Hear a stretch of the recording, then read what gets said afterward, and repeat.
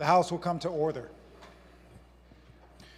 The invocation today will be given by the Honorable Jennifer Conlon, State Representative from the 48th District. Will members, staff, and guests in the gallery please rise? Representative? As we all gather here today in friendship and community, taking a moment out of our busy lives to learn, share, and reflect on the insights, experiences, and wisdom of others, we are reminded of how blessed we all are. In the current world around us, there are many who suffer and face grave challenges. We stand in solidarity with them in compassion and by practicing loving kindness to ourselves and all those around us. Let us pray the following in the name of all that is good. May we all be well, happy, and peaceful. May no harm come to us. May we also all have patience, courage, understanding, and determination to meet and overcome inevitable difficulties, problems, and failures in life. May our parents, our teachers and mentors, our friends, and may all living beings across the world be well, happy, and peaceful. May no harm come to them. May they also have patience, courage, understanding, and determination to meet and overcome inevitable difficulties, problems, and failures in life. Thank you, Representative. The clerk will open the board for the purpose of taking attendance. The board is now open. Members may check in at their desks.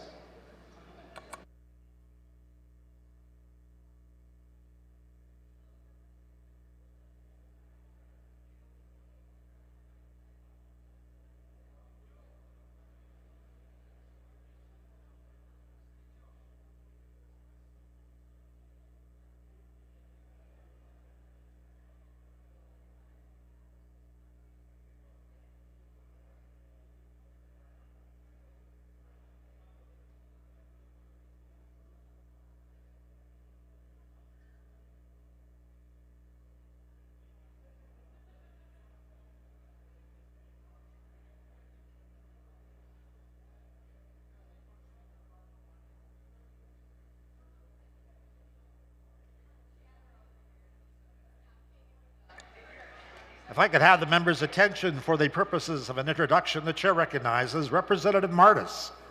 Thank you, Mr. Chair. I rise today to recognize my friend, my constituent, and one of my strongest partners at any and all levels of government, my guest on the floor today, Genesee County Prosecutor David Layton. Prosecutor Layton has served in this role for nearly 20 years, and during that time in Genesee County, we've gone through a number of historic changes, but the one constant in Genesee County has been his leadership and his dedication to keeping our community safe and fighting on behalf of the residents of Genesee County. Prosecutor Layton entered this role with a perspective summarized by the words of our shared hero, Bobby Kennedy, that only those who dared to fail greatly can ever achieve greatly. He's been a leader in keeping our communities safe, which means understanding the complexities of criminal justice. To those who seek to do harm, he will go to the ends of the earth to bring you to justice. To those who have made a mistake, he understands that we cannot be judged by our worst days and our darkest moments, and fights for treatment and rehabilitation. But what makes Prosecutor Layton, Assistant Prosecutor John Potbury, and the rest of the office so important is that he and his colleagues understand that the work of reducing crime does not start in the police department or the courtroom. The best way to reduce crime is to build a society shaped by opportunities and empathy, whether that's good paying jobs, strengthening education, or improving access to health care. Prosecutor Layton is here today not just as my guest on the floor, but to advocate on behalf of county prosecutors. They do critical work in all of our communities and are criminally, pun intended, underfunded. I look forward to working with my friend and my mentor, David Layton, on addressing this wrong, and I'm happy to have him on the floor and thankful to know him. Welcome, Mr. Prosecutor, to the Michigan House of Representatives.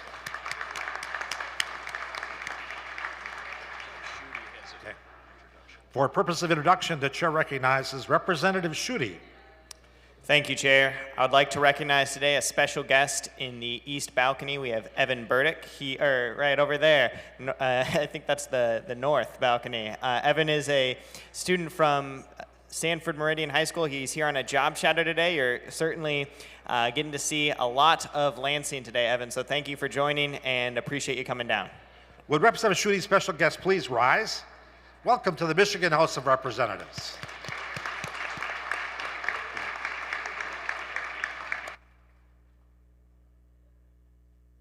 For purposes of introduction, the chair recognizes Representative Colazar.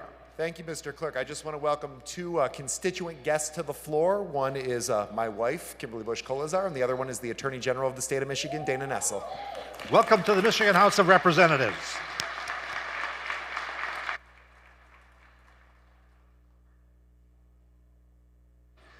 For purposes of a special announcement, the chair recognizes the Democratic Caucus Chair, Representative O'Neill. Thank you, Mr. Clerk. To my Democratic colleagues, we will have a Democratic caucus in the caucus room. Democratic colleagues, Democratic caucus in the caucus room. Thank you. Democratic members, the caucus has been called.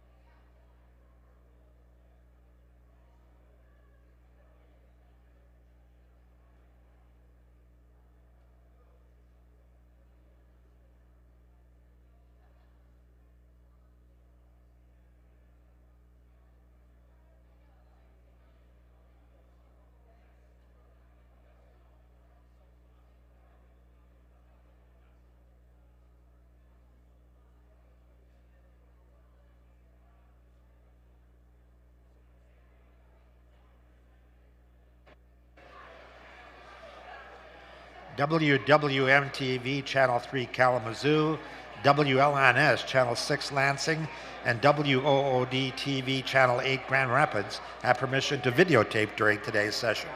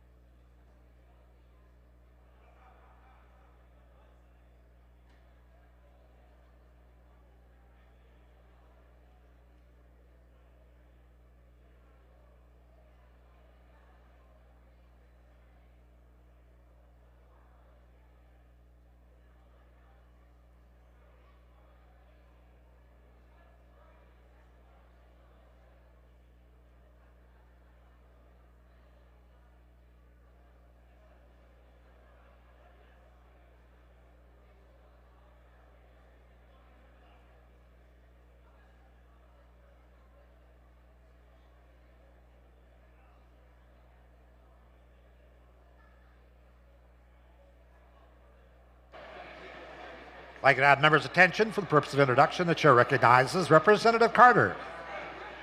Thank you, Mr. Clerk. I'd like to recognize a very special guest who was the president of the Detroit AFL-CIO and the former president of the 14th Congressional District. Rick Blocker is in the East Gallery. Would Representative Carter's special guest please rise? Welcome to the Michigan House of Representatives.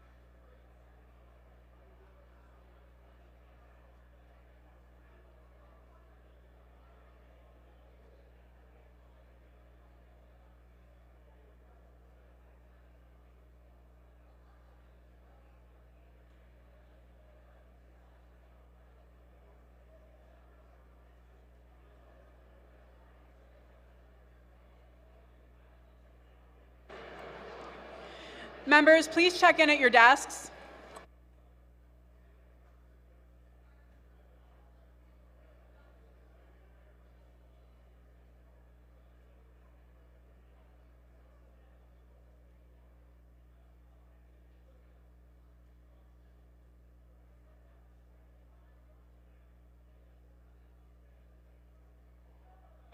Speaker recognizes Minority Floor Leader Postumus. Thank you, Madam Speaker. I move to excuse Representative Bruck. The clerk will close the board, tally, display, and announce today's attendance. Madam Speaker, a quorum of the House is present. There are no members absent for our excuse. Will members, staff, and guests in the gallery please rise and join me now in reciting the Pledge of Allegiance. I pledge allegiance to the flag of the United States of America and to the republic for which it stands, one nation, under God, indivisible, with liberty and justice for all. Speaker recognizes Majority Floor Leader Ayash. Thank you, Madam Speaker. I move to proceed to the reports of standing committee. The clerk will read. The Committee on Judiciary, Representative Green Chair, reported Senate Bill number 4 without amendment and with recommendation the bill pass. The bill will be referred to the order of second reading. The Committee on Judiciary, Representative Green Chair, reported House Bill 4003 without amendment with recommendation the bill pass. The bill will be referred to the order of second reading. The Committee on Labor, Representative Hosmer, Chair, reported House Bill 4004 without amendment with recommendation the bill pass. The bill will be referred to the order of second reading. The Committee on Labor, Representative Hosmer, Chair, reported House Bill 4005 without amendment with recommendation the bill pass. The bill will be referred to the order of second reading. The Committee on Labor, Representative Hosmer, Chair, reported House Bill 4007 without amendment with recommendation the bill pass. The bill will be referred to the order of second reading.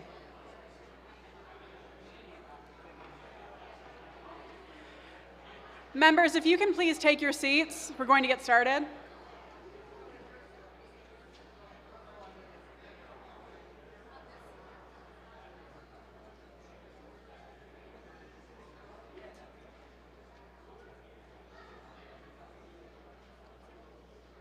Speaker recognizes Majority Floor Leader Ayash. Thank you, Madam Speaker. I move to proceed to the order of second reading of bills and take up Senate Bill number 4. Without objection, so ordered, the clerk will read.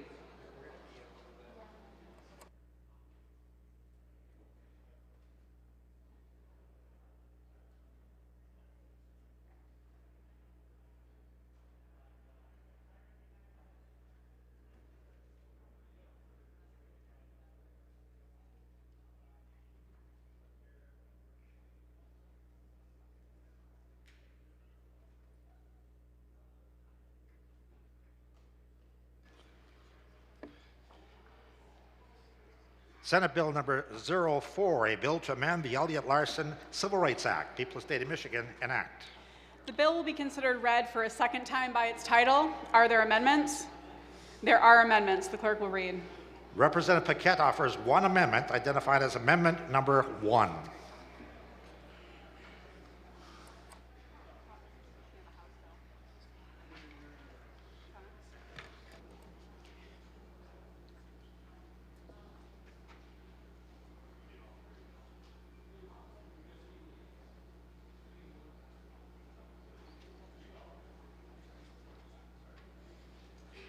Speaker recognizes Representative Paquette.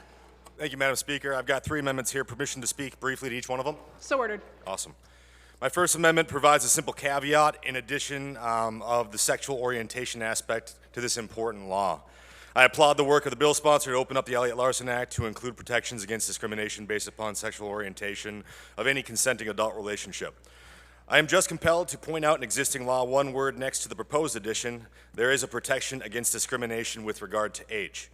So this amendment proposes to add an important distinction after sexual orientation, that those whose sexual orientation involve underage individuals be not included for these protections, or anyone with a history of sexual orientation for minors. It is true that there's a growing population with a sexual orientation around minor attracted people, and I believe it is our duty to ensure a clear distinction here in law where it could be ambiguous. The next amendment provides prohibition of discrimination against vaccination status for COVID-19. There were multiple vaccination discrimination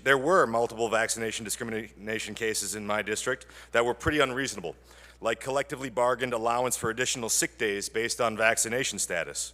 It is unfortunate many, myself included, were peppered with questions about my vaccination status, and those inquiries didn't stop in my case until after I actually had a heart attack, which was most likely due to the mRNA shot. But I don't think that a person needs to have a cardiac event in order to have the discrimination around vaccine status be discontinued. Lastly, my third amendment just simplifies the aspect of gender identity and gender expression to just gender. We don't need to take strong stances in law while research is still ongoing around gender theory. Let's be data informed and think about establishing laws around what has been time tested or proven otherwise to be best for health for our citizens. Thank you, Madam Speaker. The question before the House is the adoption of the amendment. The clerk will open the board. The amendment is not adopted. Are there further amendments? There are amendments. The clerk will read. Representative Paquette offers a series of amendments identified as amendment number 2. The question before the House is the adoption of the amendment. The clerk will open the board. The amendment is not adopted. Are there further amendments? Representative Paquette offers a series of amendments identified as amendment number 3. The question before the House is the adoption of the amendment. The clerk will open the board. The amendment is not adopted. Are there further amendments? The clerk will read. Representative Van Workum offers a series of 2 amendments identified as amendment number 4. The question before the House is the adoption of the amendment. The clerk will open the board. The amendment is not adopted. Are there further amendments? There are further amendments. The clerk will read. Representative Schmaltz offers 1 amendment identified as amendment number 5. The question before the House is the adoption of the amendment. The clerk will open the board. The amendment is not adopted. Are there further amendments? The clerk will read. Representative DeBoer offers a series of 2 amendments identified as amendment number 6. The question before the House is the adoption of the amendment. The clerk will open the board. The amendment is not adopted. Are there further amendments? The clerk will read. Representative Steele offers 1 amendment identified as amendment number 7. Speaker recognizes Representative Steele. Thank you, Madam Speaker. Today I rise in support of my amendment that tie bars this legislation to the Religious Freedom Restoration Act. As my amendment states, this Amendment Act would not take effect unless House Bill 4075 is enacted into law. This common sense amendment would ensure that our religious freedoms are protected. Our country was founded on religious freedoms. As a woman of faith, we must follow on this promise to our constituents. That is why this amendment would do. It would protect organizations, including educational institutions. Every individual has a right to their beliefs and to their customs. Every single one of us were sent here to protect the freedoms of our constituents. Let us not forget that. I am asking my colleagues to support my amendment and protect our religious freedoms. Thank you. The question before the House is the adoption of the amendment. The clerk will open the board. The amendment is not adopted. Are there further amendments? There are further amendments. The clerk will read. Representative Fink offers 1 amendment identified as amendment number 8. The question before the House is the adoption of the amendment. The clerk will open the board. The amendment is not adopted.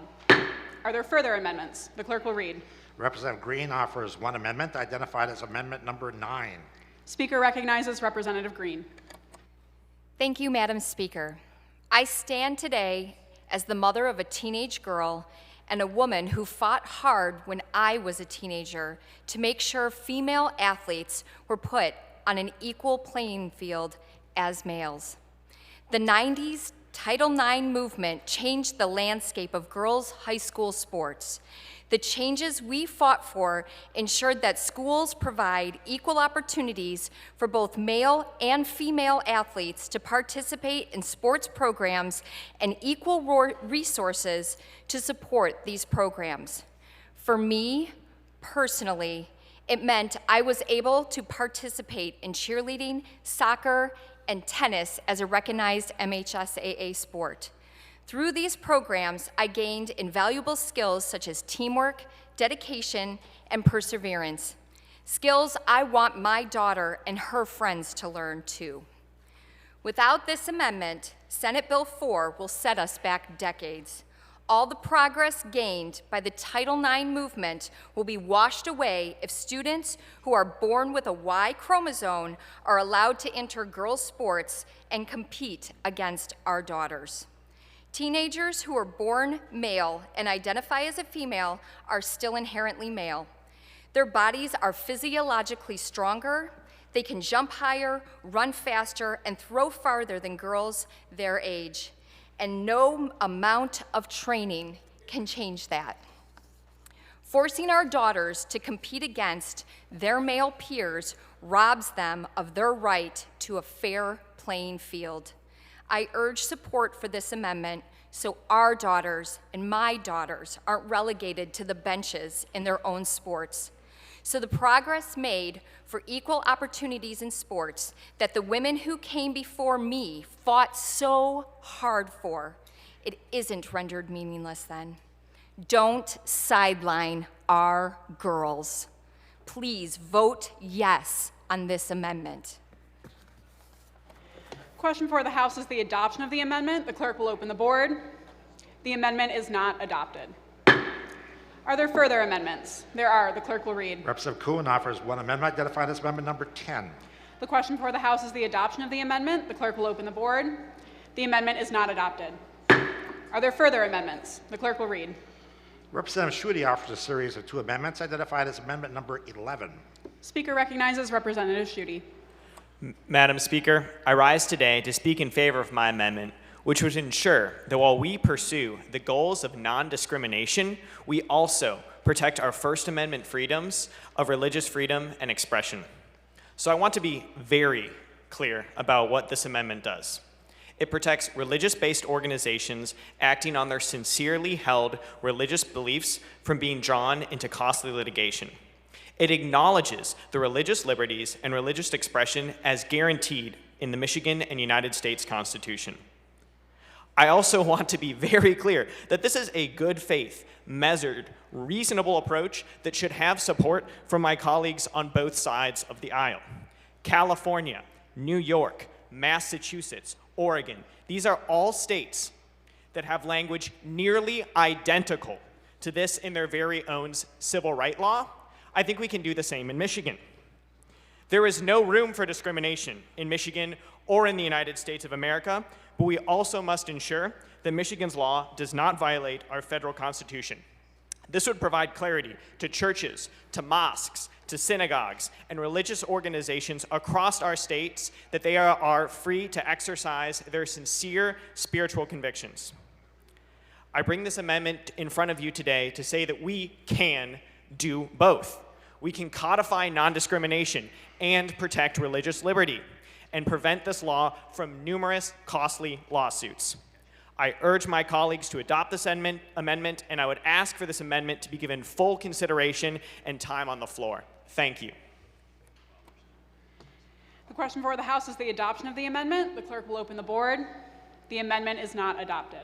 Are there further amendments? There are further amendments. The clerk will read. Representative Tisdale offers one amendment identified as amendment 12.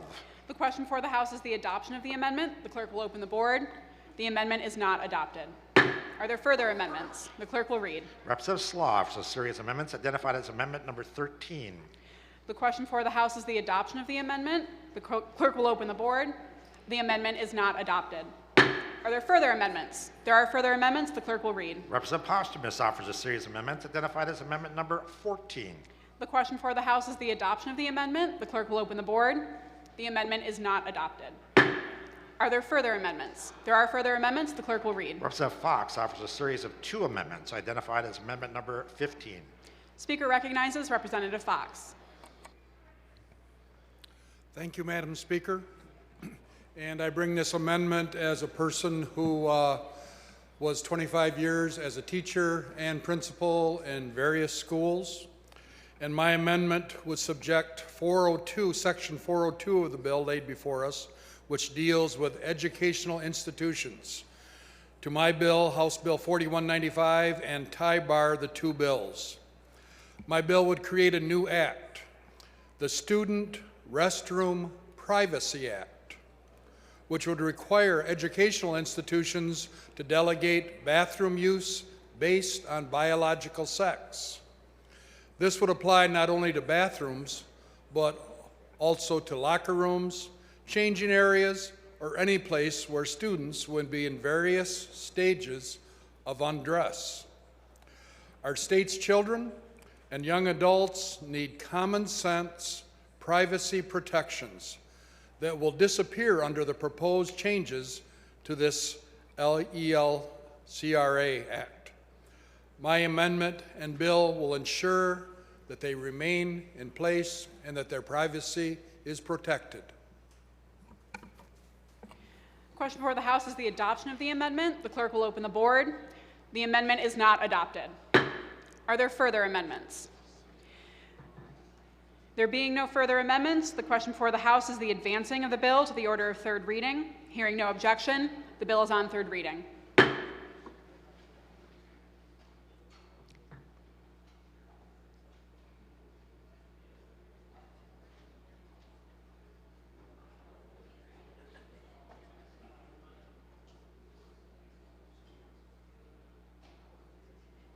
Speaker recognizes Majority Floor Leader Ayash. Thank you, Madam Speaker. I move to see the order of second reading of bills and take up House Bill 4003. Without objection so ordered, the clerk will read.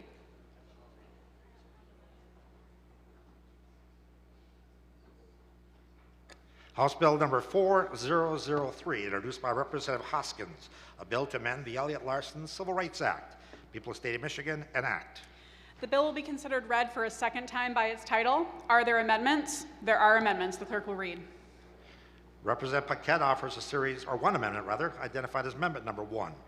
The question for the House is the adoption of the amendment. The clerk will open the board. The amendment is not adopted. Are there further amendments? There are further amendments. The clerk will read. Representative Paquette offers a series of amendments identified as amendment number 2. The question for the House is the adoption of the amendment. The clerk will open the board. The amendment is not adopted. Are there further amendments? The clerk will read. Representative Paquette offers a series of amendments identified as amendment number 3. The question for the House is the adoption of the amendment. The clerk will open the board. The amendment is not adopted. Are there further amendments? There are further amendments. The clerk will read. Representative Van Werkum offers a series of 2 amendments identified as amendment number 4. The question for the House is the adoption of the amendment. The clerk will open the board. The amendment is not adopted.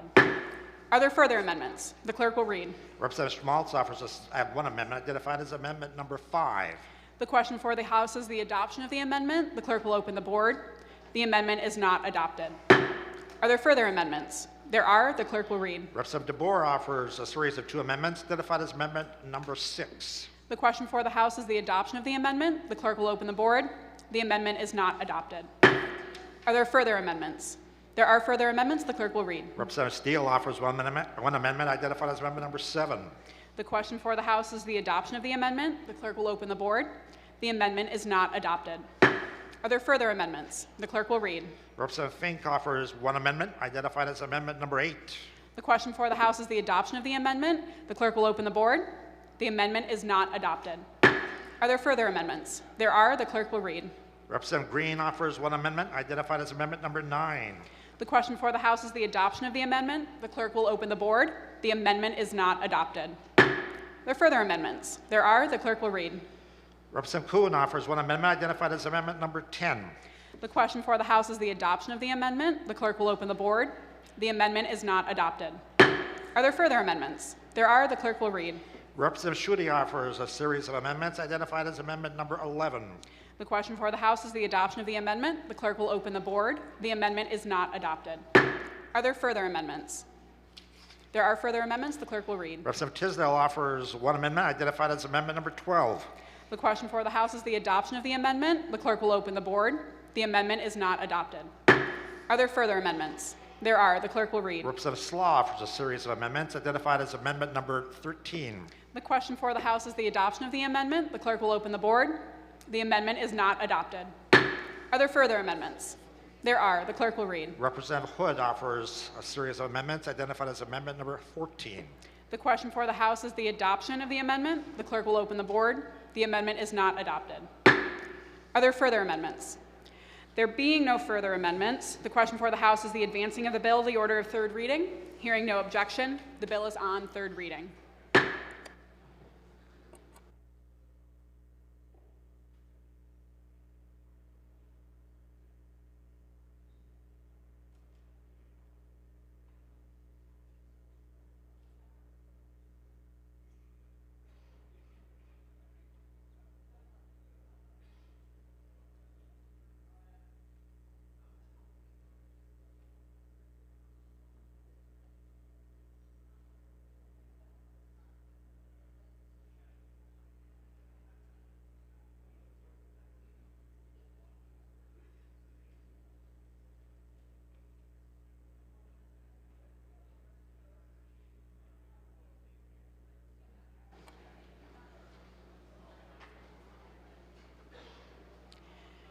Speaker recognizes Majority Floor Leader Ayash. Madam Speaker, I move the House proceed to the order of third reading of bills and take up Senate Bill number 4 and place it on its immediate passage. Without objection, so ordered. A reminder to members to remain on the House floor during the duration of third reading of bills.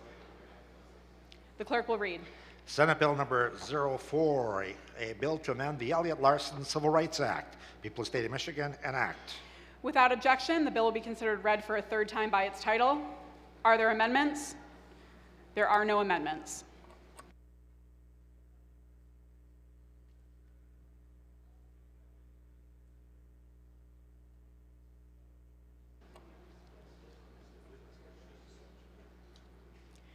The House will go at ease.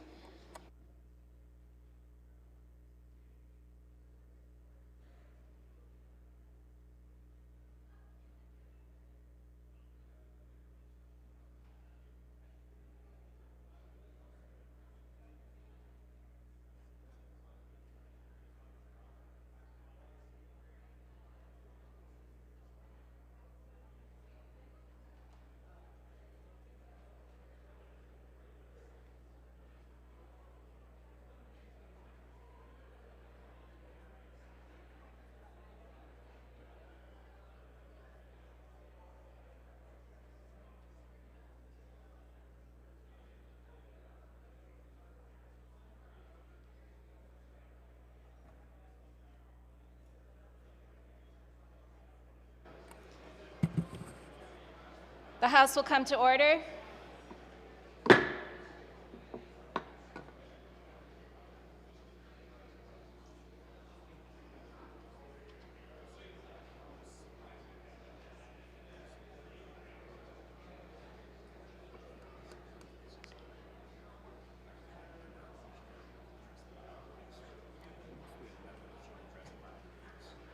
We have a member wishing to address the body.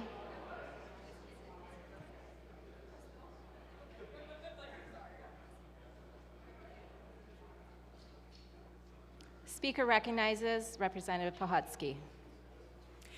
Thank you, Madam Speaker.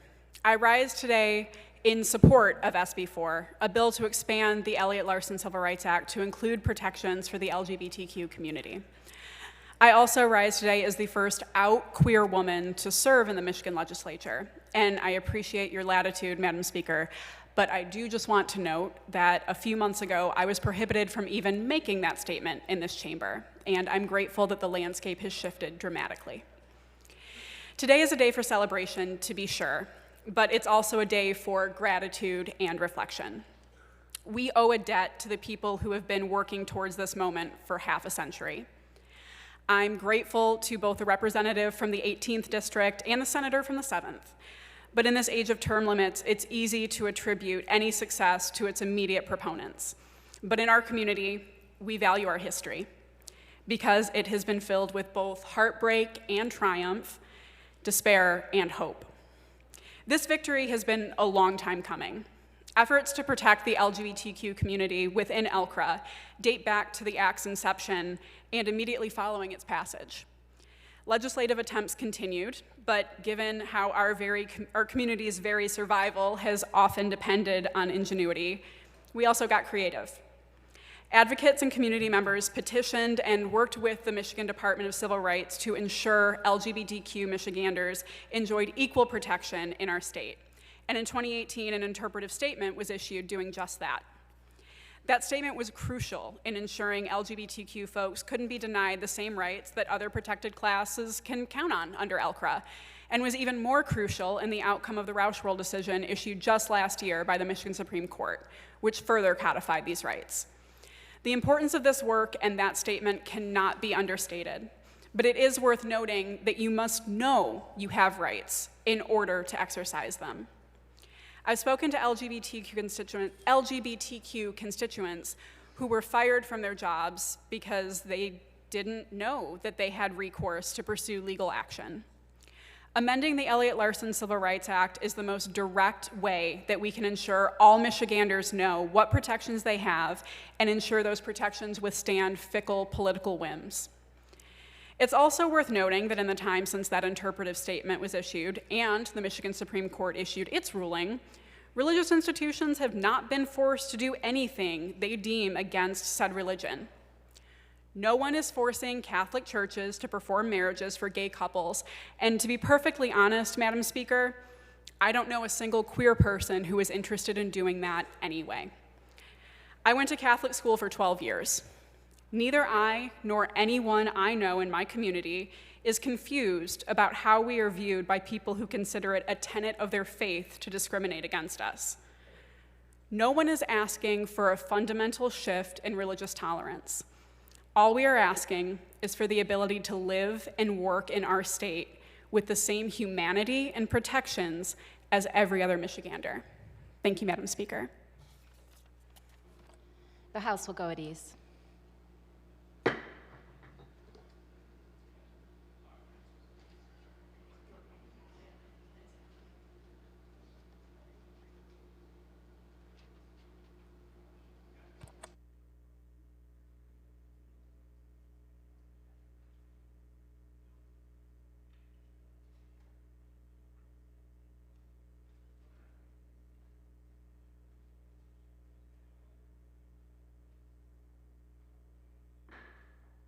House will come to order. Speaker recognizes Representative McFall. Thank you, Madam Speaker. Colleagues, I stand today to speak in support of legislation to expand the Elliott Larson Civil Rights Act. As a gay man, I know all too well the hate and discrimination faced by so many LGBTQ plus Michiganders. It feels a little surreal to be standing here speaking on legislation that directly affects me and so many others in a very personal way. And it's unfortunate that it requires a law just to be treated equally. No one should be afraid to go to work or school in fear of their safety. It's long past time for us to amend Michigan's civil rights laws so we can make our state a place where everyone is welcome, regardless of whom they love or how they identify. We're often accused of having a secret agenda. The truth is, the only agenda I have is to live my life free from discrimination and hate, and to be able to walk down the street holding my husband's hand without fear. Everyone should be able to work, go out, and be their true selves without the fear of being discriminated against or a victim of a hate crime. Hate has no place in our state or our country. This is why I encourage all of my colleagues here today to vote in favor of this bill. Thank you. Speaker recognizes Representative Smith. Madam Speaker, I stand before you today to express my strong opposition to this bill. As we all know, the Elliott Larson Act was originally passed in the 1970s to prohibit discrimination on the basis of race, religion, color, national origin, age, sex, height, weight, and marital status in employment, housing, and public accommodation. While I fully support this original intent of the Elliott Larson Act and understand the importance of protecting individuals from discrimination, I also believe that it is crucial to respect the religious beliefs of small business owners and employers. This proposed expansion, adding sexual orientation and gender identity as protected classes, is not what the Act intended. Now, let me be clear. Discrimination of any kind is wrong, and nobody should be treated unfairly or unjustly because of their personal choices. However, this expansion would infringe upon the religious rights of employers and business owners. Many religious individuals and organizations hold deeply held beliefs about sexuality and gender. Forcing them to act in a way that goes against their beliefs is a violation of their religious freedom. I urge you to consider the importance of religious freedoms of your constituents before voting on this bill. Thank you.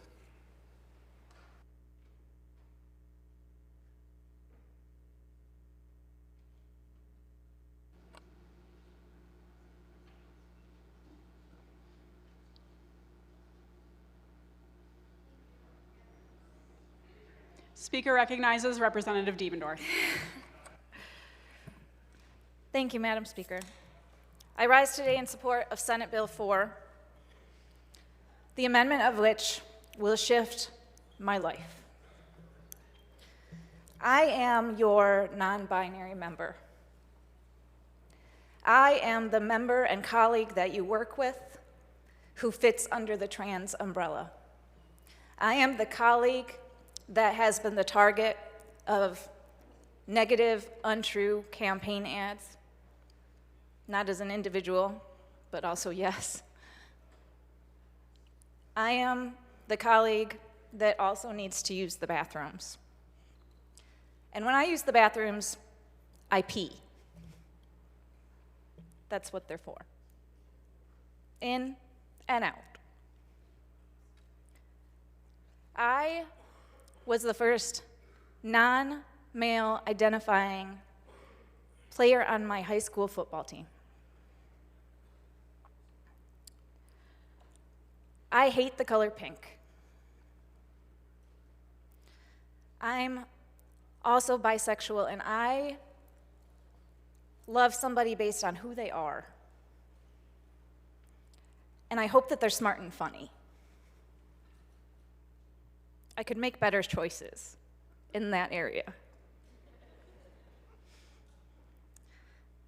But I can't tell you how degrading it is after 20 years of working on this, fighting for my own life and the equal access and opportunity for others in my lesbian, gay, bisexual, and transgender communities. To sit while my colleagues introduce amendment after amendment after amendment in order to ensure that I continue not to have rights, in order to ensure that I, in particular, am excluded. I can't tell you how degrading it is that after all of this time, for the first time in Michigan history, not just the first time since we started fighting for this, for the first time in history, I might have a chance of being protected. In addition to all of my colleagues that you also work with. I've talked to many of you, and you know that I want to work together.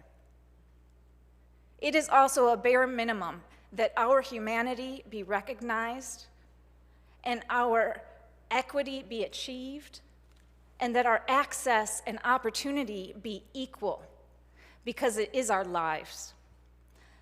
I'm your non-binary colleague, and I have not just run the state's LGBT civil rights organization and had to respond to hate crime after hate crime as a victim services advocate. I also have been fired from jobs or denied jobs because I am queer. I have gotten to the final stage of so many jobs to be competing against one other person and told to my face over and over, you are too known as queer or LGBT for us to hire you for this position. You're too visible. You're too out. That is job discrimination. I have lived in poverty since I left Equality Michigan. Elliott Larson is being amended to ensure access to a roof, to ensure access to a paycheck, to ensure that we don't get kicked out of public spaces while we are just trying to live our lives. What we are fighting for today is access to stability, to recognition, for recognition of our humanity, of my humanity. I am your colleague. I am an aunt. I am a child of parents that had to learn and grow and love me very much and are proud of what I'm doing. I also know that this community deserves at minimum to be seen, to be known, to be loved, and to not struggle for who we are and who we love. Because if there is one thing that I will refuse to attach shame to. It is being authentic to yourself and loving each other. Everything else we can choose is secondary. Those two things, if we all participated in them, would solve so much. I refuse to apologize for love. When you vote today against this, you vote against me. You vote against recognizing that I am not a predator. You vote against recognizing that I deserve equal opportunity and access the same as all of you. When you vote against this today, you tell me that I am less than. More than that, you tell me that I continue to be less than to you. And I'm not hearing it.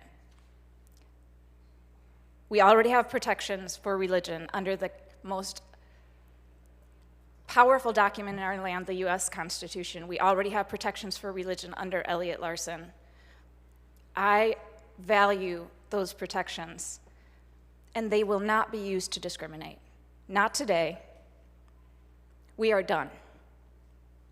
We are here. We are seen. And we are loved. And our family is bigger than can ever be visualized or known.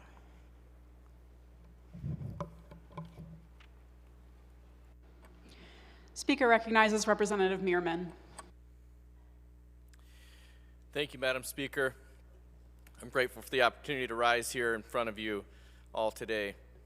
I rise in opposition to SB 4. While I will be voting no on this bill, my vote today is not from a place of hate or ill will. We must respect our neighbors and the values that guide them. We must be tolerant and compassionate to those with different beliefs and backgrounds than our own. I have raised my children to be kind and respectful to those they meet in life. We must strive to be a society that can have an open dialogue on our differences.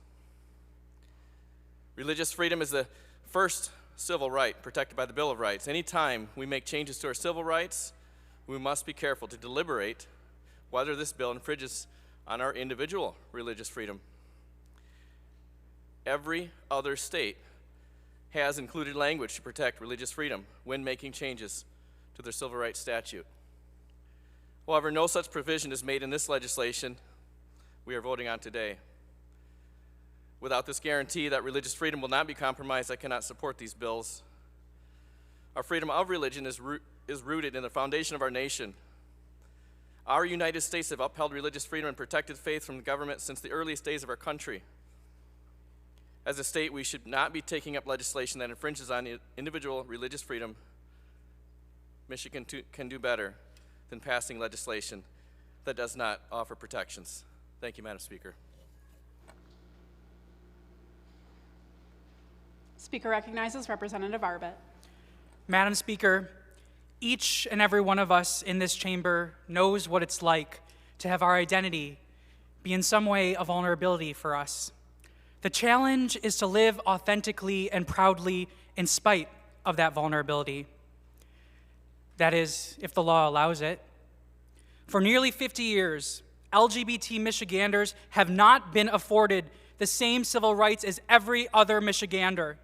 That is a choice that this body has made over and over and over. Today we make a different one. For too many, today's action comes far too late. In a world where 1/4 of LGBT youth attempted suicide in the year 2021, in a world where hate crimes against LGBT people have spiked, to deny civil protections for LGBT people in Michigan is to bless their oppression. That's why, for so many others, today's action comes not a moment too soon.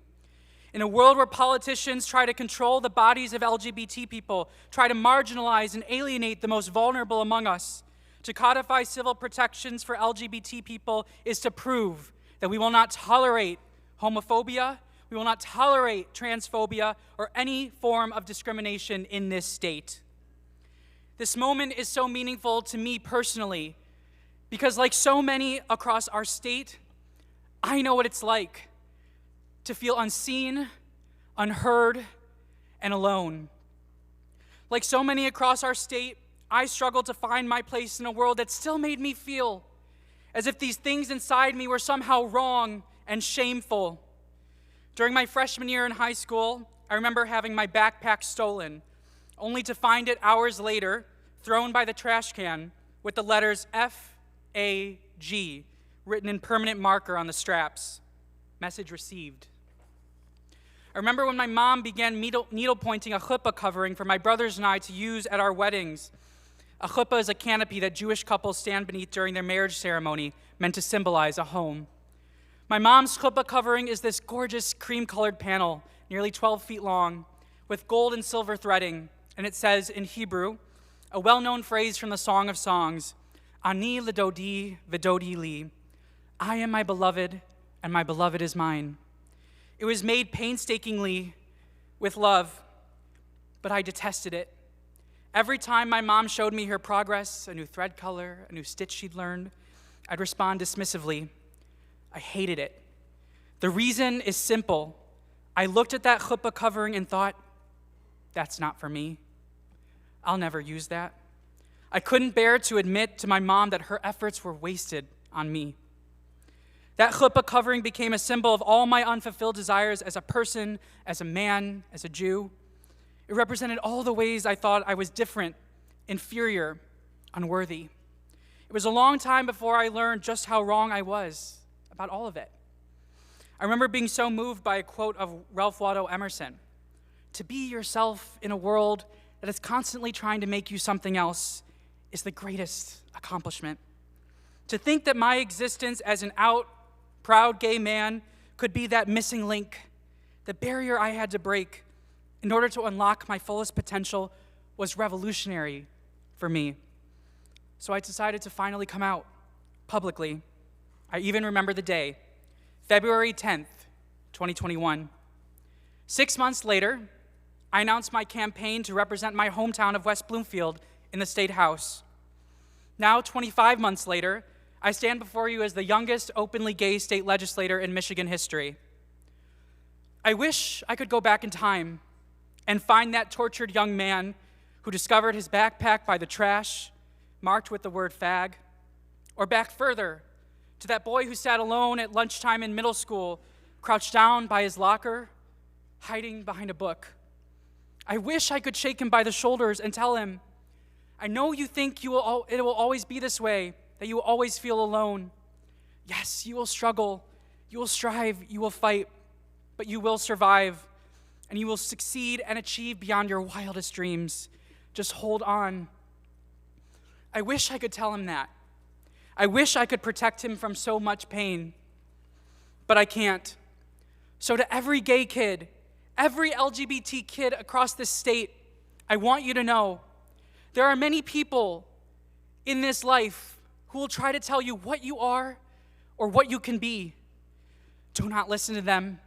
Don't ever change for anyone. Don't waste this one precious life being anything other than that fearless, truest you. Take it from someone who wasted far too much time hiding and suffering. I have walked in your shoes and I have fought your fights, and now I fight for you. Today, I cast my vote to codify equal civil rights for lesbian, gay, bisexual, transgender, and queer people in Michigan's Elliott Larson Civil Rights Act. I cast my vote because this moment is not just about the LGBT community. It's about all of us. It's about the kind of Michigan we want to build together. The kind of Michigan where every person has a chance to thrive, no matter where you come from, the color of your skin, the zip code of your home, how you worship, or who you love. The kind of Michigan that protects every person's unalienable rights. Madam Speaker, today we are one step closer to building that kind of Michigan. And to all those who would invoke the word of the Lord to deny us these rights, I remind you, the Lord created us in his own image. Can you not see the Lord in me? Can you not see the Lord in the honorable member from Hazel Park, from Southfield, from Ann Arbor, from Livonia, from Lansing? Can you not see the Lord in your gay sons and daughters, brothers and sisters, nieces and nephews? Can you not see the Lord in us? Madam Speaker, I call on every person of conscience and faith to vote yes on this bill.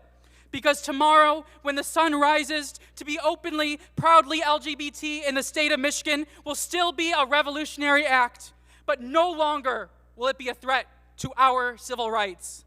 It's about damn time. Thank you, Madam Speaker. Speaker recognizes Representative Morgan. Thank you, Madam Speaker.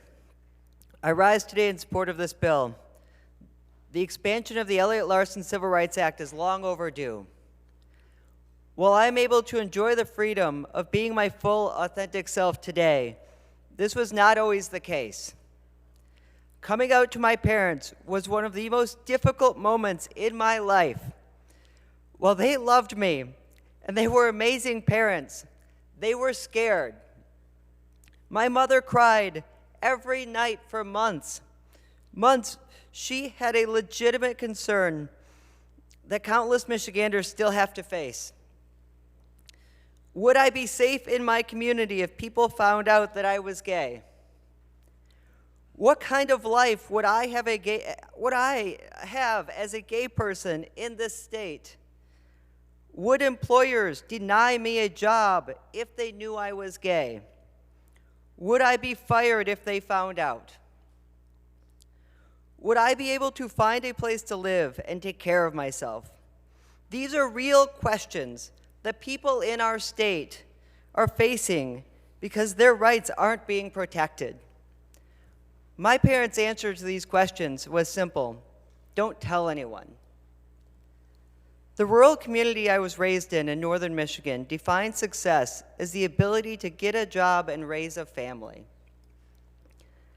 My parents knew that if I came out, if I lived my true self, I might not be afforded this opportunity. They knew that the consequences of coming out could be dire.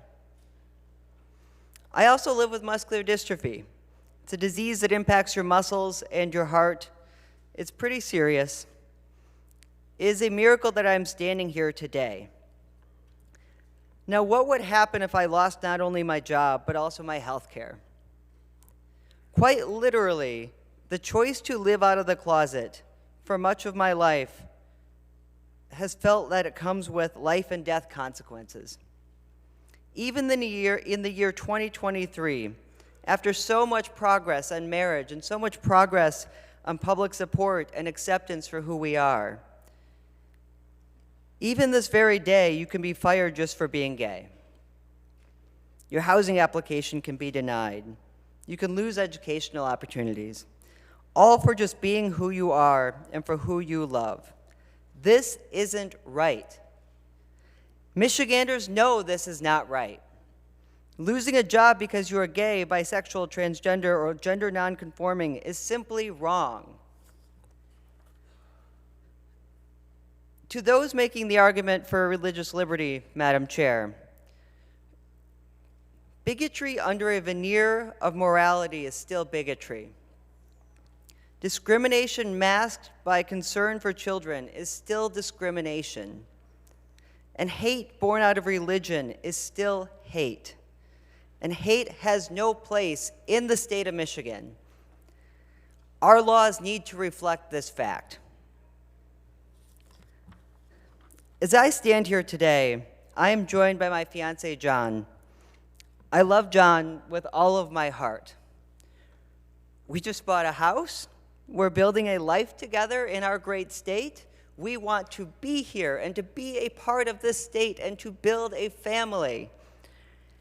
I ask that you consider this. Will you be able to rest easy tonight, Madam Chair?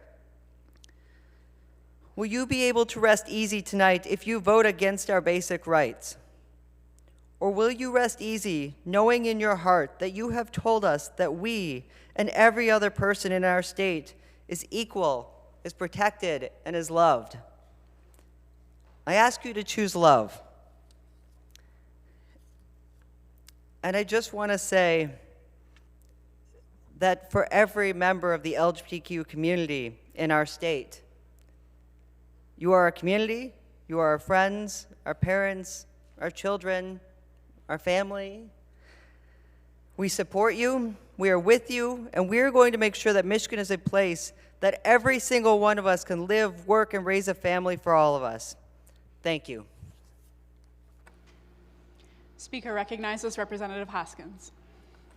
Thank you, Madam Speaker. Madam Speaker, permission to speak to the entire package. So granted. Thank you. I rise today in support of House Bill 4003 and Senate Bill 4, which amends the Elliott Larson Civil Rights Act to include the LGBTQ community.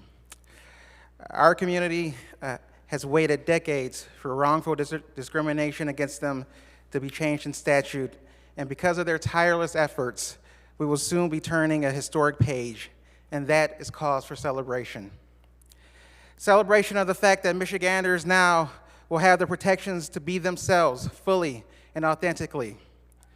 Celebration of the many people that have worked to get us to this point, the many activists, the plaintiffs in all the cases that have gotten here, the people who have introduced this legislation before me, people like Jim Dressel, who first introduced this legislation in 1983, people like the representative from the 17th District, former legislators like John Hoadley and Rebecca Warren, Frank Foster, Steve Bachman, Liz Brader, Chris Cove, legislators like Sam Singh, and of course, legislators like Jeremy Moss. It's time to celebrate that when we as a state are trying to attract talent here, they'll know that our state is more open and more welcoming and a more inclusive one. I've been thinking a lot about what the impact of this legislation is going to mean for so many people. I've been hearing so many stories along this journey from so many brave people. I think about people like Chanel, who I met a few weeks ago. She was invited to share her story at a roundtable discussion. She told us how she has buried so many friends that she's lost to violence and how she supports those who are survivors. They've been shut out of the economy due to the lack of protections and belong to a population so at risk, they sadly outpace the rest of the statistics for the LGBTQ community. Her friends and many others like them have nowhere left to turn and are vulnerable as a result. Chanel is a black trans woman, and trans women of color are some of the most at risk in our nation. A little over 1 in every 4 black trans persons is unemployed, a rate that is twice as high as the rest of the trans community. Around 41% of black trans people are homeless, a rate that is 5 times higher than the rest of the population in the country. Violent crime against trans people rises steadily. In 2022, at least 38 trans people were murdered. 81% were people of color. 59% alone were black. Without these protections, we've created an environment that helps contribute to the fact that Chanel and people like her are not safe. We have failed them. I'm grateful for the people who've told their stories and reported their cases. And today, I'm also thinking about the people who didn't, the people who've suffered in silence.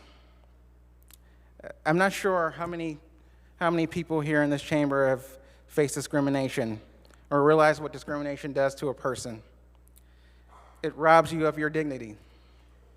It makes you feel less than. When someone hates you because of your identity and nothing else, there is nothing that is more dehumanizing. Facing this kind of hatred and discrimination is hard to live with. It permeates your soul. It makes you feel like you're less worthy. The fear and the pain will try to find a home in your brain. And it's no wonder that 45% of LGBTQ youth in Michigan seriously consider suicide. It's no wonder that 15% of them actually attempted it.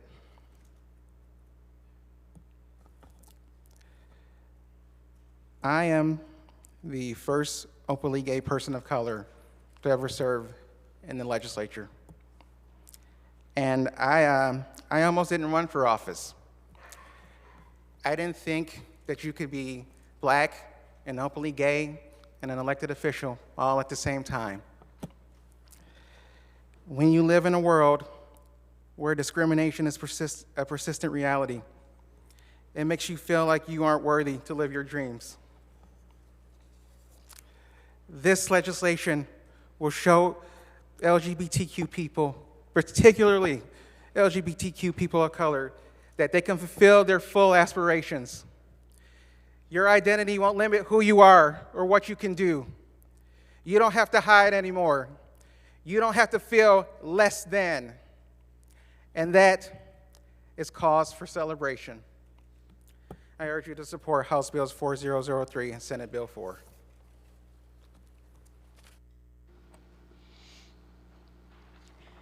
The question for the House is the passage of the bill. A record roll call vote is required. All those in favor vote aye. Those opposed, nay. The board is now open. The clerk will open the board.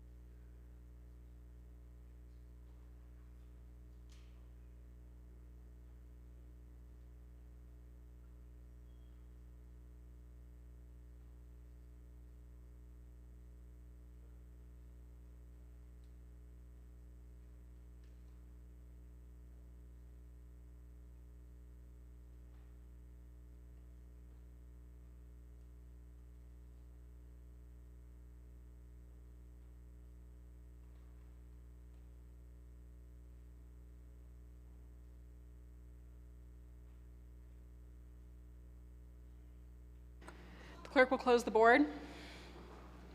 The clerk will tally, display, and announce the vote. Madam Speaker, on the question of final passage of Senate Bill 4, there are 64 aye votes and 45 nay votes. A majority of the members elected and serving having voted therefore, the bill is passed.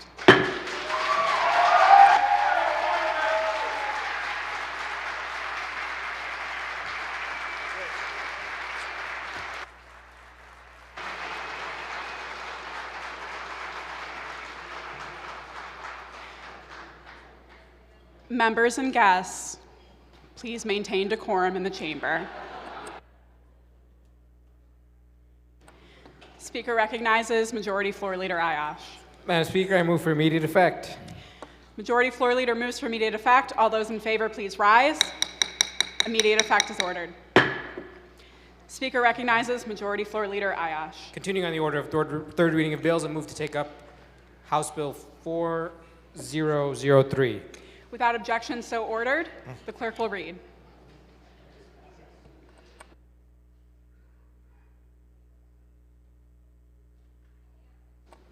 Speaker recognizes Majority Floor Leader Ayash. Continuing on the order of third reading of bills, I move to take up House Bill 4003 and place it on its immediate passage. Without objection, so ordered. The clerk will read. House Bill 4003, introduced by Representative Hoskins, a bill to amend the Elliott Larson Civil Rights Act. People of the State of Michigan, enact. Without objection, the bill will be considered read for a third time by its title. Are there amendments? There being no amendments, the question for the House is the passage of the bill. A record roll call vote is required. All those in favor, please vote aye. Those opposed, nay. The clerk will open the board.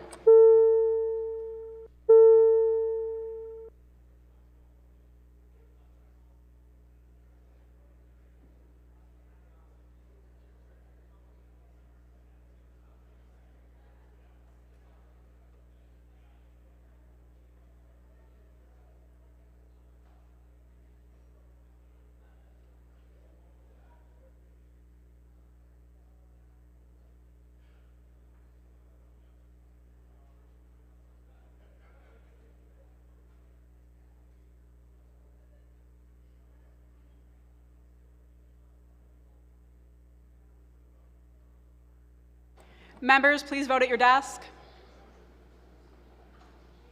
including the floor leader.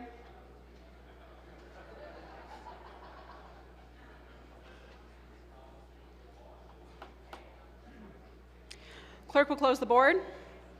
The clerk will tally, display, and announce the vote. Madam Speaker, on the question of final passage of House Bill 4003, there are 64 aye votes, 45 nay votes. A majority of the members electing and serving having voted therefore, the bill is passed. Speaker recognizes Representative Hoskins. Thank you, Madam Speaker. Request that the board be open for co-sponsorship. So ordered.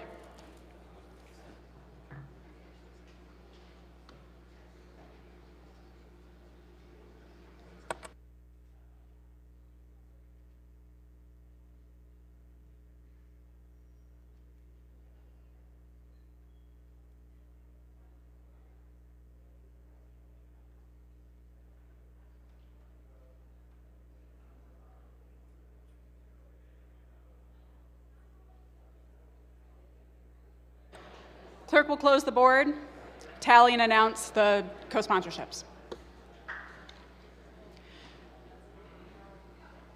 Speaker recognizes Majority Floor Leader Ayash. Madam Speaker, I move for immediate effect. Majority Floor Leader moves for immediate effect. All those in favor, please rise. Immediate effect is ordered. Speaker recognizes Majority Floor Leader Ayash. Thank you, Madam Speaker. I move that committees be given leave to meet for the balance of today's session. Without objection, so ordered. Committees are given leave to meet. House will stand at ease.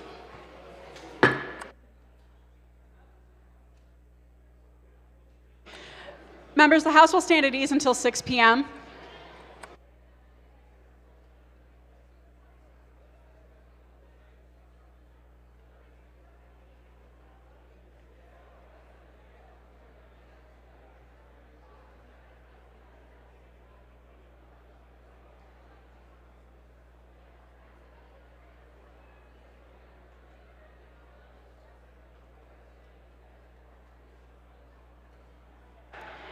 For the purpose of announcement, the chair recognizes the Republican Caucus Chair, Representative Borton. Attention, Republican members, we have a Republican caucus in the caucus room right now.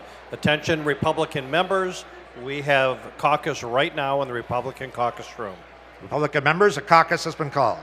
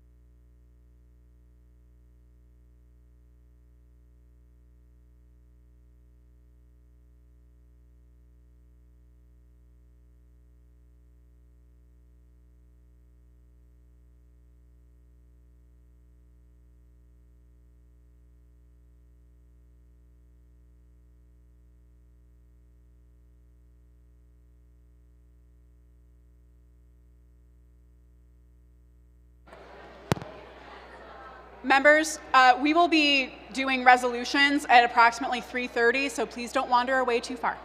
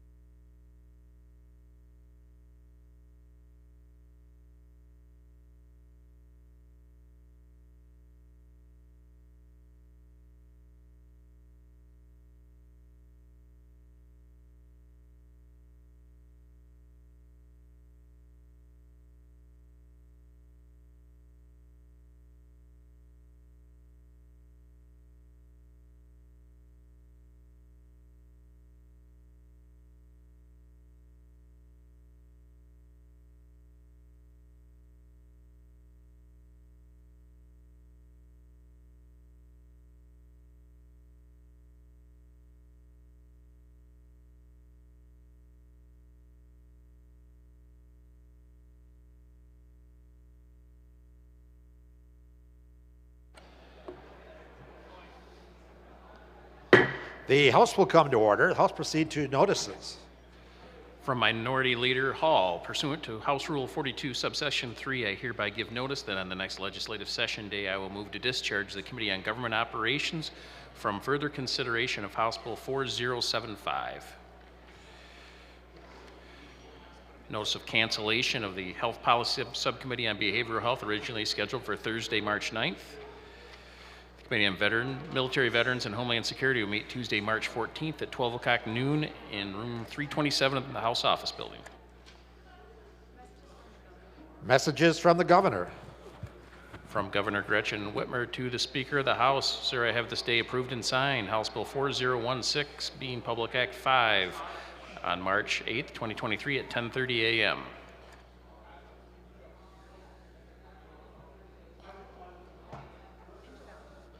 Introduction of bills.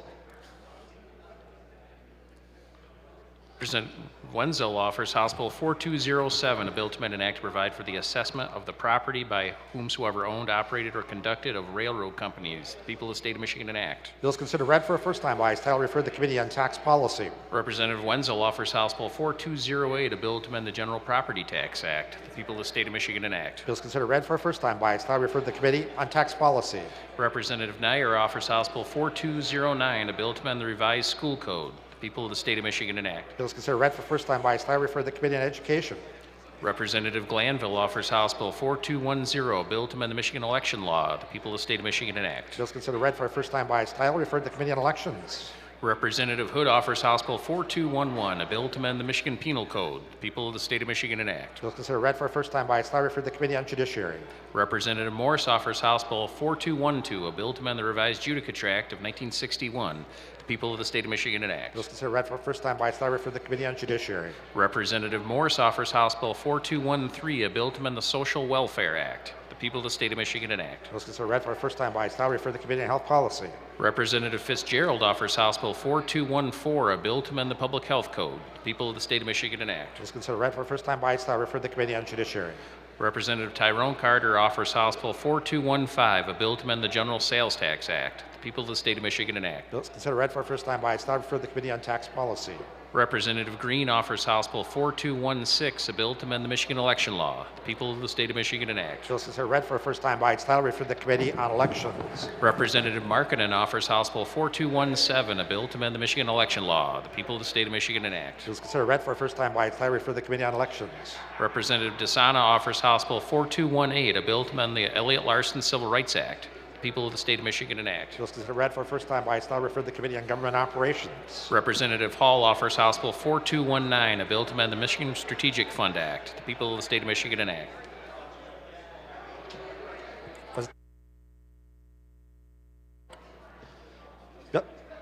Bills considered read for a first time by its title, referred to the Committee on Economic Development and Small Business. Representative Tisdale offers House Bill 4220, a bill to amend the Freedom of Information Act. The people of the state of Michigan enact. Bills considered read for a first time by its title, referred to the Committee on Judiciary.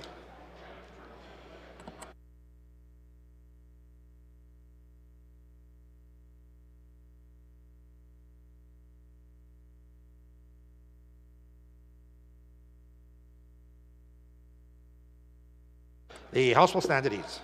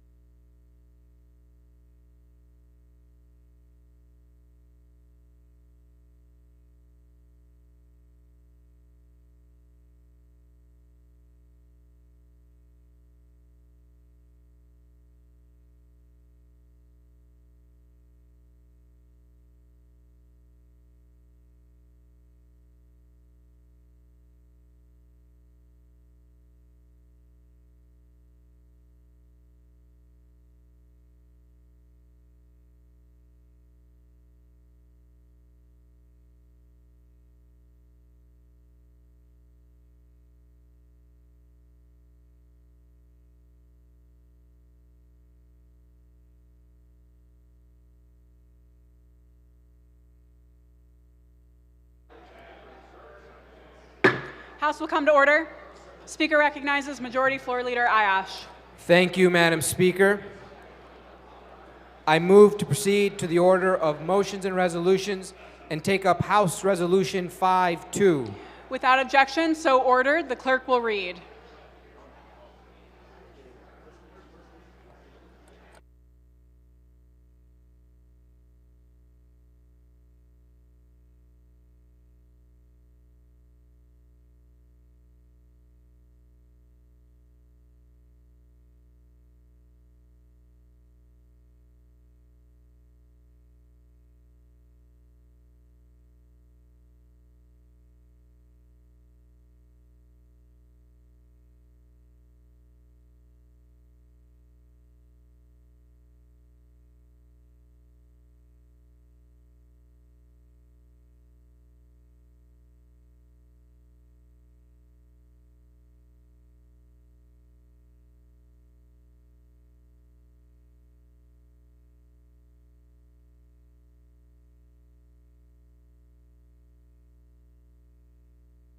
Speaker recognizes Majority Floor Leader Ayash.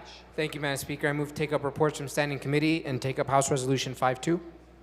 So ordered, the clerk will read.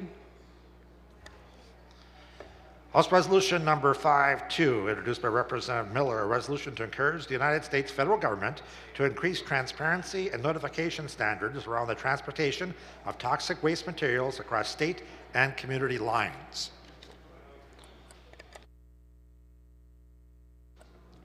Speaker recognizes Representative DeSana.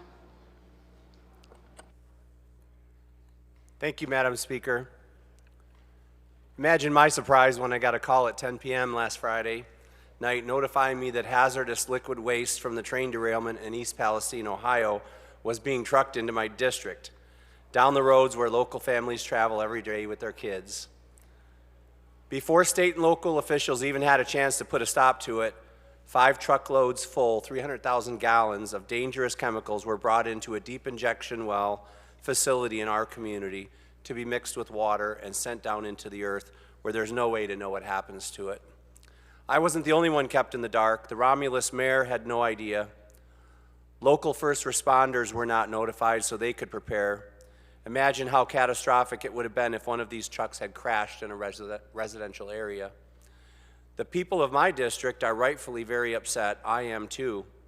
The health and safety of local families should not be put in jeopardy so that we can become a dumping ground for other states' hazardous waste. The decisions that were made and the communications surrounding those decisions are unacceptable. The people of Michigan deserve better. Thank you.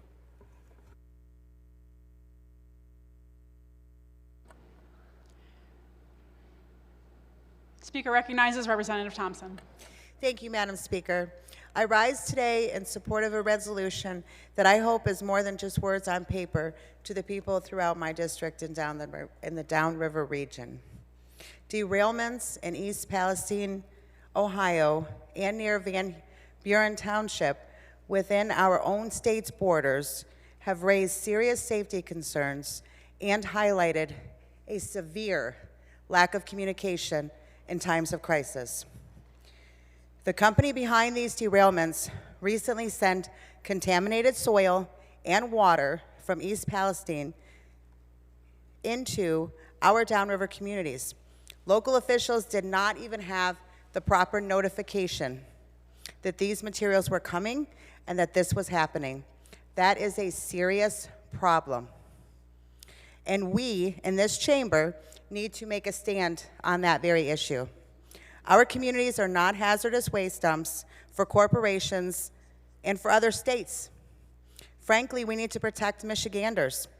There's a place where many good people, we have a place where many good people live. We go to work and we raise our families in these communities. I have spoken with so many people across our area who are concerned for their safety and for the health of their families and for their community due to these recent actions. And since I serve as a voice of many in my downriver community, I can rely on the following message. What we have seen is not acceptable to myself, and this should not be acceptable to the members in this chamber. I'm not going to pretend that there won't be additional train derailments across our country or even within our state. But it's very important that we consider how decisions and policies in the immediate aftermath of these incidents can affect our communities, and we demand answers as we move forward throughout this process. Trust in government is already at historical lows. That's very evident. I can assure you, not having transparency in this thought process as toxic waste is being trucked practically into people's backyards does not increase the trust in our government right now at this point that we are at today. We can send a clear message that we can and should do better. Actions will speak louder than words. I urge you to support this resolution. Thank you.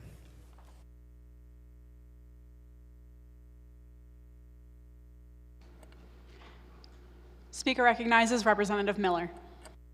Thank you, Madam Speaker. Today I rise in support of House Resolution 52. This resolution comes after an incident that took place in my district. On February 24th, the Romulus Director of Community Safety and Development, Mr. Kevin Kraus, got a courtesy call, that the Romulus waste injection well would receive highly contaminated liquid waste from the East Palestine, Ohio train derailment from the cleanup site. It was then that emergency management were made aware, along with police, fire, and the Western Wayne hazmat team. As the events unfolded, it was discovered that solid waste from the derailment was also being quietly placed in Van Buren Township in their hazardous waste landfill. Neither myself, the congressional representative of my district, nor other state and local officials were notified ahead of time of the decision to begin these shipments in the first place. This isn't the first time this has happened. I have fought this issue for years. I fought this issue with Isaac Robinson, Luann Cosma, to keep the fracking waste, out-of-state fracking waste, safe while it comes in, because I couldn't get it to stop. But now, as a state rep, I can do something here, and I will. And it was only through our efforts to stop that toxic waste from being brought in to Michigan with further shipments. Look, there's over 1 million cubic yards of this contaminated waste coming in each year in Michigan. We need help with this. I needed voices then, and I need voices now. This is why this resolution calls for the federal government to increase transparency and notification standards around the country for the transportation of the most highly toxic contaminated waste known to mankind. The fact that there is no streamlined method of communicating is not acceptable. This just leads up to mistakes. We don't need any more mistakes. When I asked years ago, how can it be sent here, and how is it safe being coming here? They said, Reggie, it's coming in by rail, by dump trucks, by semis. And I said, and they're like, it's safe. It's safe once it's here. Yeah, but getting here, that's a whole new issue. And that needs to be looked at. My biggest priority is making sure all the residents across the state of Michigan are kept safe, and that first responders get the information in a timely fashion, so if we have a disaster or a spill, that they're notified, that they're prepared. And I know that we're all going to work together on this so that we keep our residents safe. And I urge my colleagues to vote yes in support of this resolution. And I want to thank each and every one of you for listening to me today. Thank you. The question before the House is the adoption of House Resolution 52. All those in favor of the resolution will say aye. Aye. Those opposed say nay. The resolution is adopted.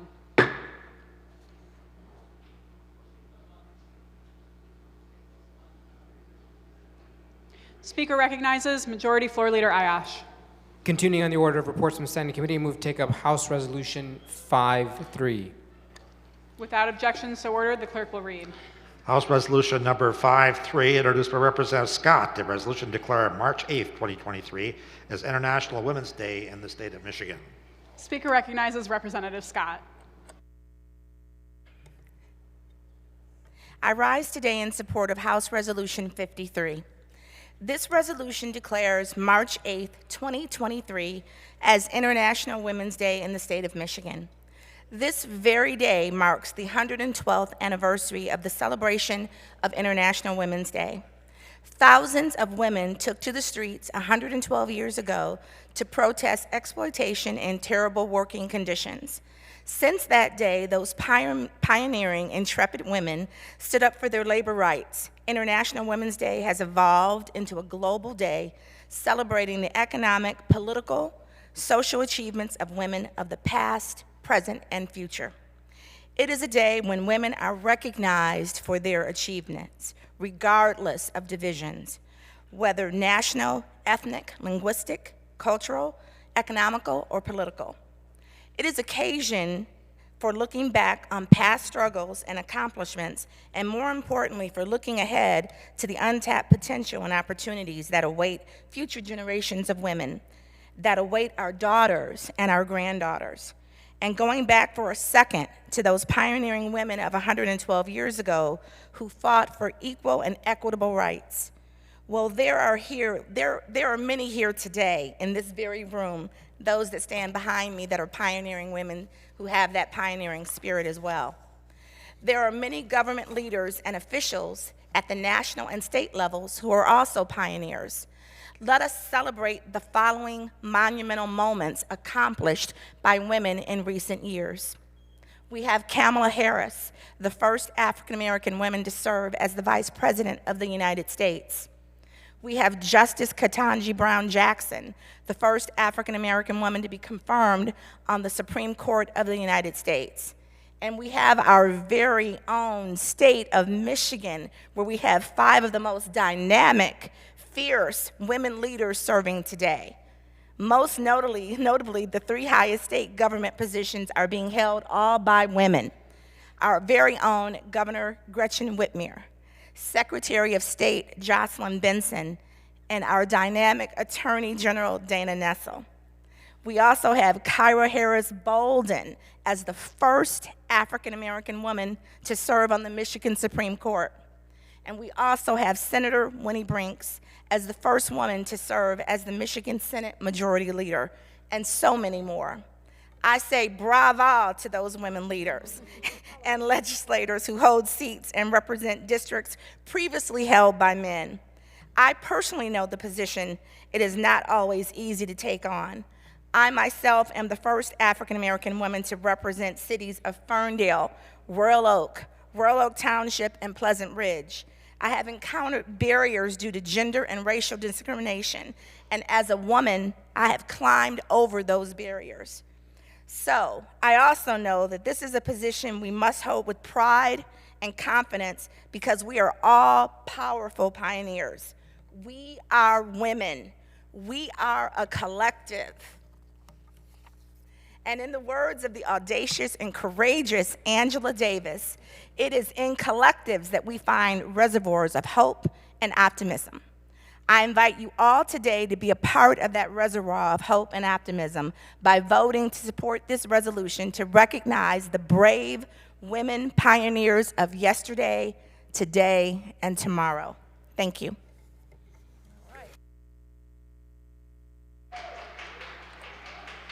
The question for the House is the adoption of House Resolution 53. All those in favor of the resolution will say aye. Those opposed say nay. The resolution is adopted.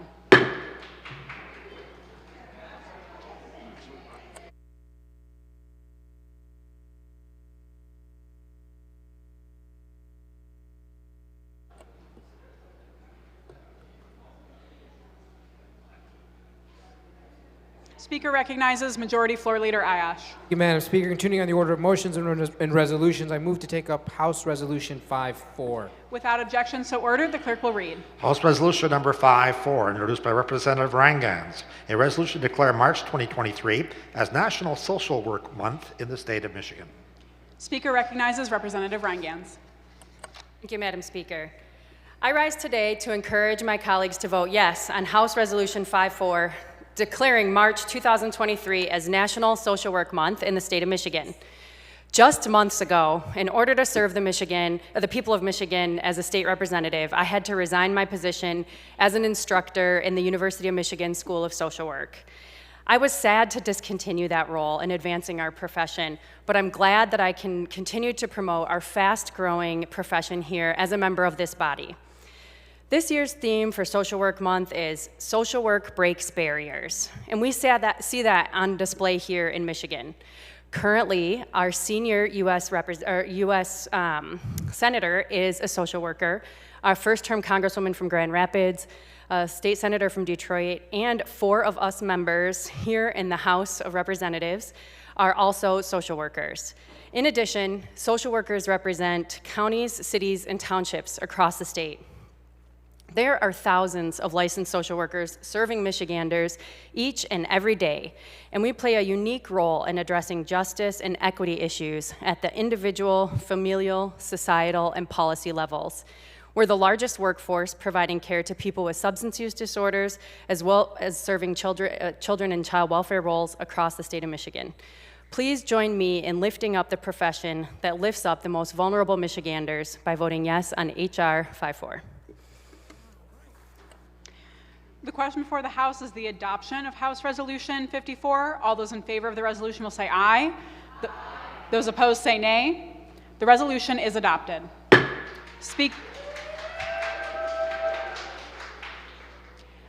Guests in the gallery, I'm sorry, I do have to remind you to maintain decorum in the chamber.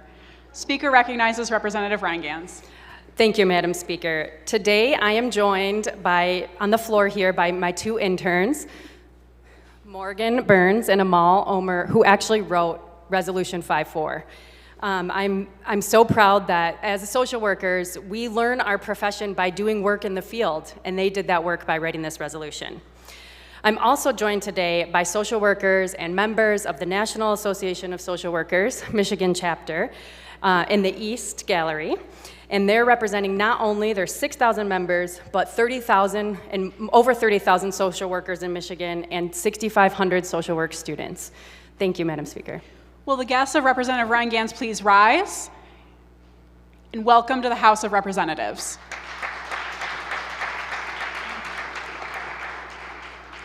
Speaker recognizes Majority Floor Leader Ayash.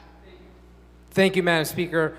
Joining me today on the House floor is actually the president of the National Association of Social Workers Michigan chapter.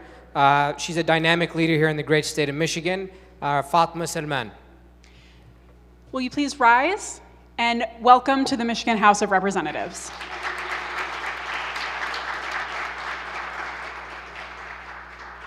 Speaker recognizes Majority Floor Leader Ayash. Thank you, Madam Speaker. Continuing on the order of motions and resolutions, I move to take up House Resolution 55. Without objection, so ordered, the clerk will read. House Resolution number 55, introduced by Representative Kofia, a resolution declaring March 5th through the 11th, 2023 as National School Social Work Week in the state of Michigan.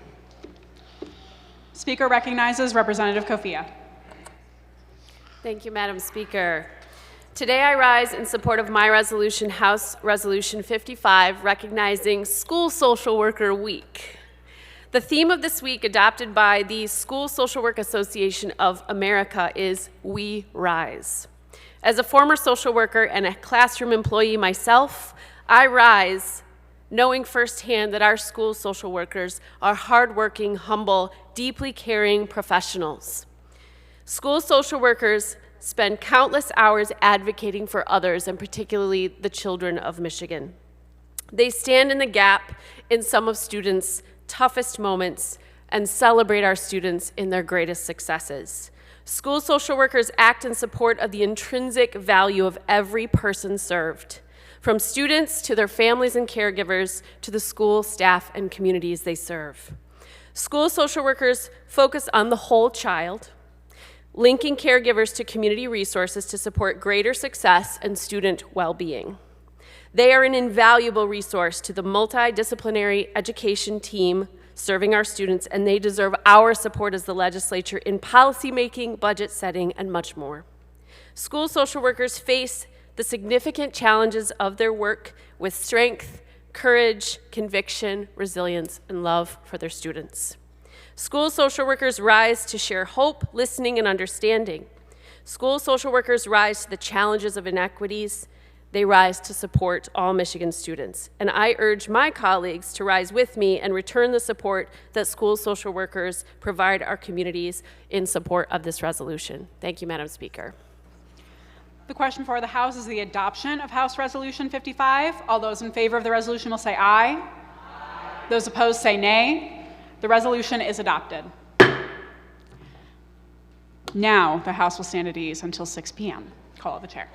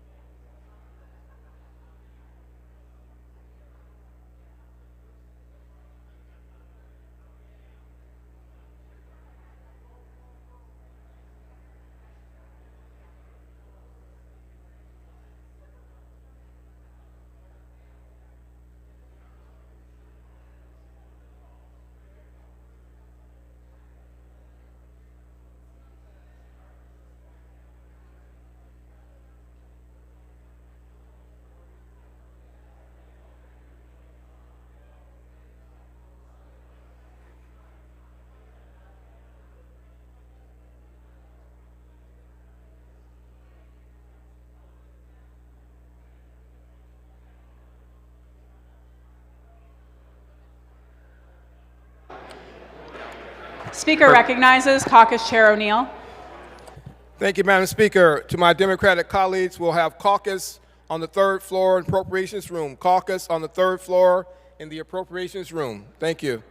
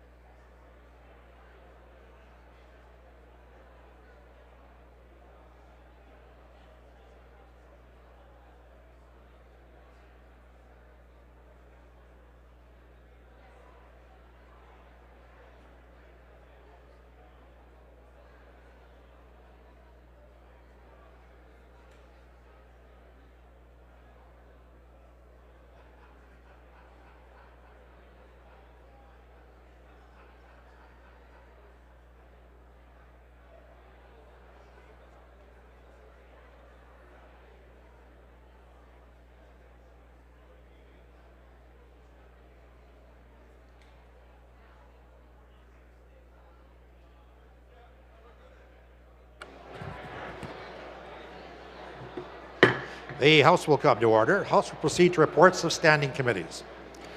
Committee on Judiciary, Representative Breen Chair, reported House Bill 4138 with recommendation that substitute H1 be adopted and that the bill then pass. Bills referred to the order of second reading of bills. Committee on Judiciary, Representative Breen Chair, reported House Bill 4142 without amendment with recommendation that the bill pass. Bills referred to the order of second reading of bills. Committee on Judiciary, Representative Breen Chair, reported House Bill 4143 without amendment with recommendation that the bill pass. Bills referred to the order of second reading of bills.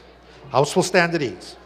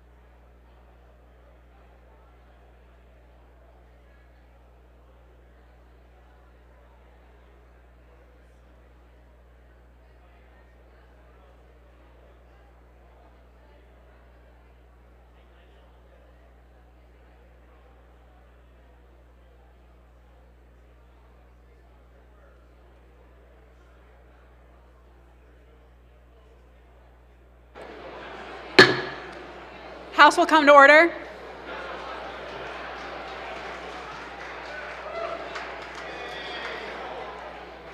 Guests in the gallery, please maintain decorum. Speaker recognizes Majority Floor Leader Ayash. Thank you, Madam Speaker. I move to proceed to the order of second reading of bills to take up House Bill 4004.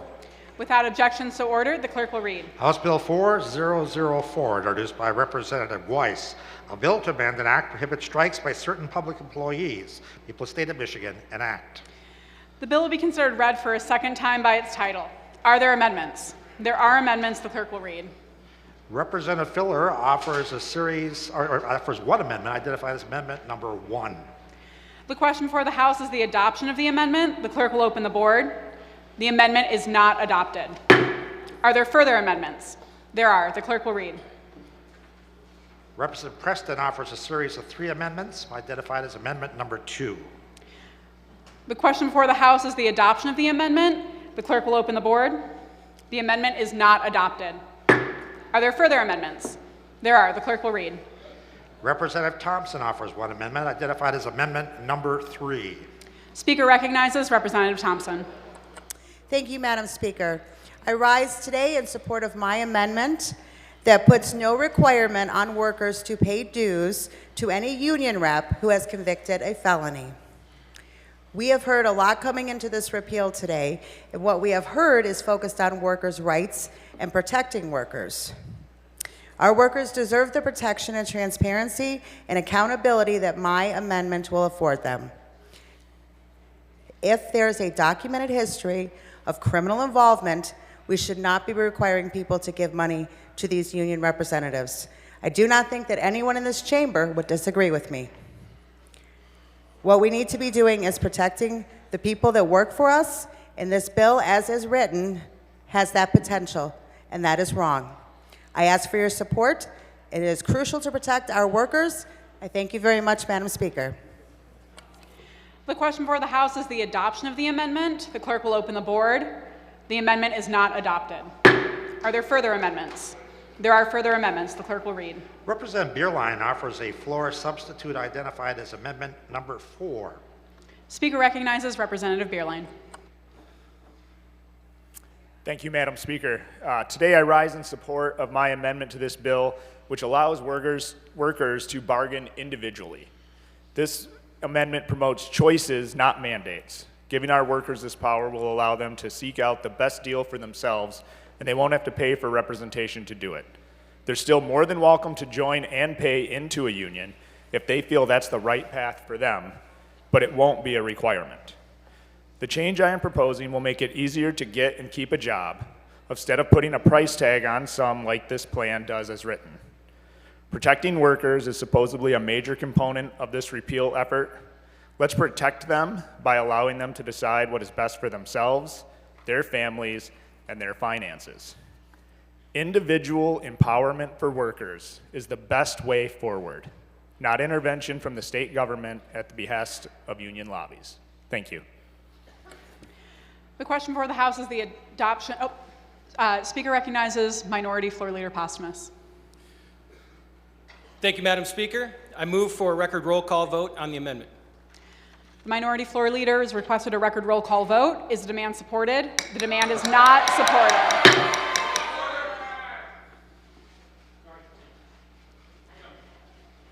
The question for the House is the adoption of the substitute. The clerk will open the board. The substitute is not adopted. Speaker recognizes Minority Floor Leader Postumus.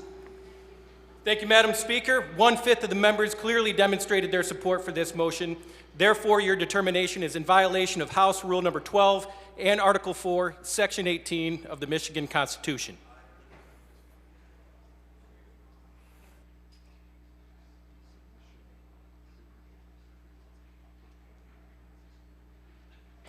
The submission of signatures is not a proper form of determination of support. The point of order does not stand. Are there further amendments? There are further amendments. The clerk will read. Point of order. Madam Speaker, I'm requesting a point of information. Representative Weiss offers a floor substitute H6 identified as amendment number 5.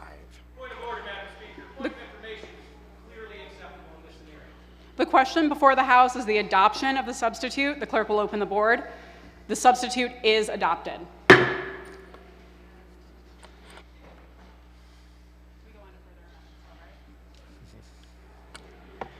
Are there further amendments? There are further amendments. The clerk will read. Representative Filler offers one amendment identified as amendment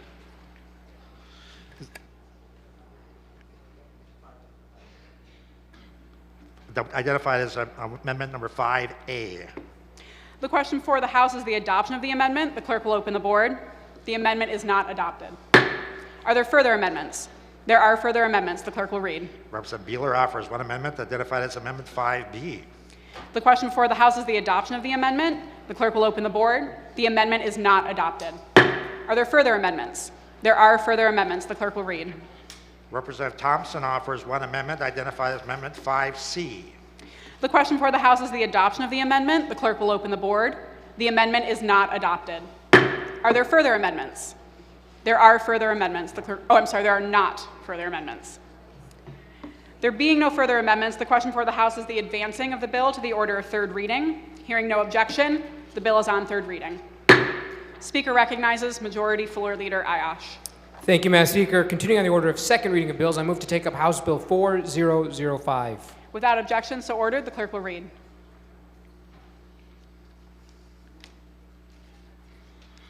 House Bill 4005, introduced by Representative Weiss, a bill to amend the act to create a commission relative to labor disputes. People of the State of Michigan enact. The bill will be considered read for a second time by its title. Are there amendments? There are amendments. The clerk will read. Representative DeSana offers one amendment identified as amendment number 1. The question before the House is the adoption of the amendment. The clerk will open the board. The amendment is not adopted. Are there further amendments? There are further amendments. The clerk will read. Representative Fink offers one amendment identified as amendment number 2. The question before the House is the adoption of the amendment. The clerk will open the board. The amendment is not adopted. Are there further amendments? There are. The clerk will read. Representative Beeson offers one amendment identified as amendment number 3. The question before the House is the adoption of the amendment. The clerk will open the board. The amendment is not adopted. Are there further amendments? There are further amendments. The clerk will read. Representative Alexander offers one amendment identified as amendment number 4. The question before the House is the adoption of the amendment. The clerk will open the board. The amendment is not adopted. Are there further amendments? There are. The clerk will read. Representative Martin offers 2 amendments identified as amendment number 5. The question before the House is the adoption of the amendment. The clerk will open the board. The amendment is not adopted. Are there further amendments? There are further amendments. The clerk will read. Representative Weiss offers a floor substitute H2 identified as amendment number 6. The question before the House is the adoption of the substitute. The clerk will open the board. The substitute is adopted. Are there further amendments? There are further amendments. The clerk will read. Representative Beeler offers one amendment identified as amendment 6A. The question before the House is the adoption of the amendment. The clerk will open the board. The amendment is not adopted. Are there further amendments? There being no further amendments, the question before the House is the advancing of the bill to the order of third reading. Hearing no objection, the bill is on third reading.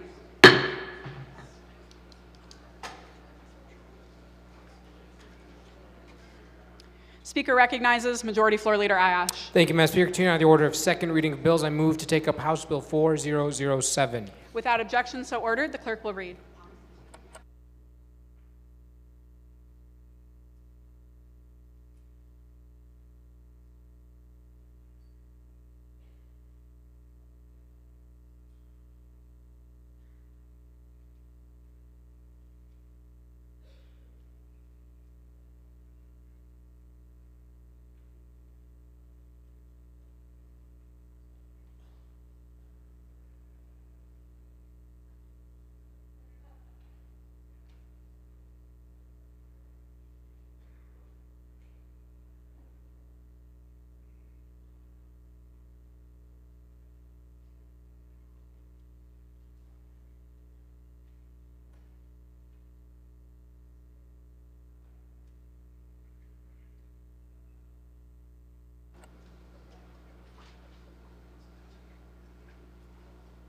House Bill 4007, introduced by Representative Brenda Carter, a bill requiring prevailing wages and fringe benefits on state projects. People of the state of Michigan enact. The bill will be considered read for a second time by its title. Are there amendments? There are amendments. The clerk will read. Representative Cavett offers one amendment identified as Amendment Number 1. The question for the House is the adoption of the amendment. The clerk will open the board. The amendment is not adopted. Are there further amendments? There are. The clerk will read. Representative Outman offers one amendment identified as Amendment Number 2. The question for the House is the adoption of this amendment. The clerk will open the board. The amendment is not adopted. Are there further amendments? There are. The clerk will read. Representative Markkinen offers one amendment identified as Amendment Number 3. The question before the House is the adoption of the amendment. The clerk will open the board. The amendment is not adopted. Are there further amendments? There are further amendments. The clerk will read. Representative McGool offers one amendment identified as Amendment Number 4. The question before the House is the adoption of the amendment. The clerk will open the board. The amendment is not adopted. Are there further amendments? There are. The clerk will read. Representative Green offers one amendment identified as Amendment Number 5. The question before the House is the adoption of the amendment. The clerk will open the board. The amendment is not adopted. Are there further amendments? There are further amendments. The clerk will read. Representative Coons offers a floor substitute H1 identified as Amendment Number 6. The question before the House is the adoption of the amendment. The clerk will open the board. The amendment is not adopted. Are there further amendments? There are. The clerk will read. Representative Green offers a floor substitute H2 identified as Amendment Number 7. The question for the House is the adoption of the amendment. The clerk will open the board. The amendment is not adopted. Are there further amendments? There being no further amendments, the question for the House is the advancing of the bill to the order of third reading. Hearing no objection, the bill is on third reading. Speaker recognizes Majority Floor Leader Ayash. Thank you, Madam Speaker. Continuing on the order of second reading of bills, I move to take up House Bill 4138. Without objection, so ordered. The clerk will read.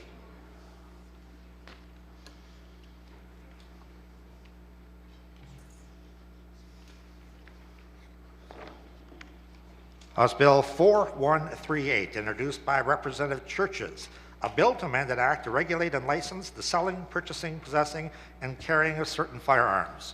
People of the state of Michigan enact.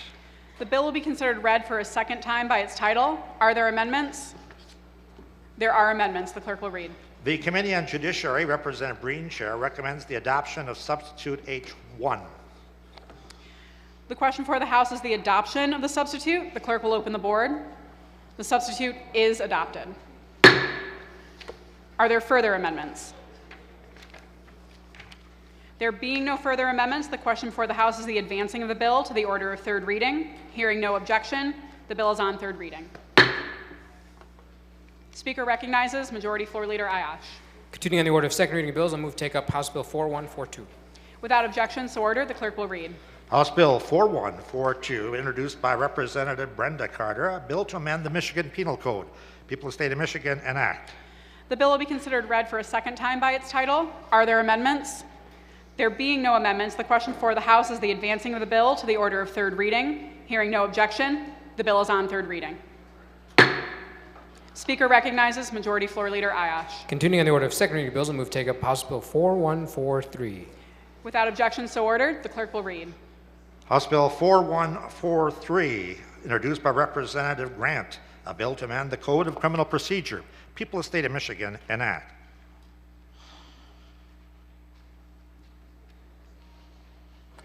The bill will be considered read for a second time by its title. Are there amendments? There being no amendments, the question before the House is the advancing of the bill to the order of third reading. Hearing no objection, the bill is on third reading. Speaker recognizes Majority Floor Leader Ayash. Thank you, Madam Speaker. It's time. I move to proceed to the order of third reading of bills to take up House Bill 4004 and place it on its immediate passage. Without objection, so ordered. Members, please remember to remain on the floor during the duration of third reading. The clerk will read. House Bill 4004, a bill to amend an act to prohibit strikes by certain public employers. The people of the state of Michigan enact.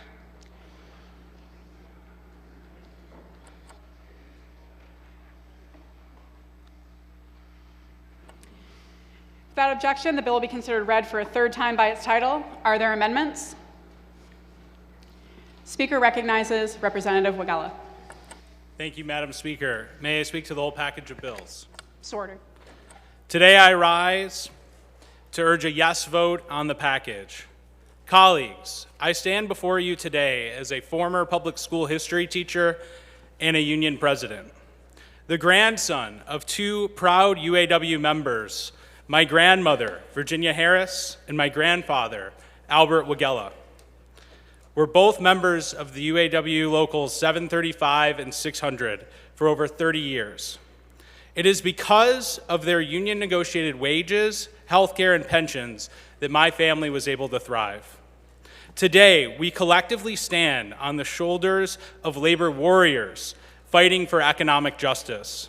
I rise to remind us of the sacrifices that have been made. When I think about this, I am taken back to Chicago in 1887, where 4 people fighting for the 8-hour workday were publicly executed.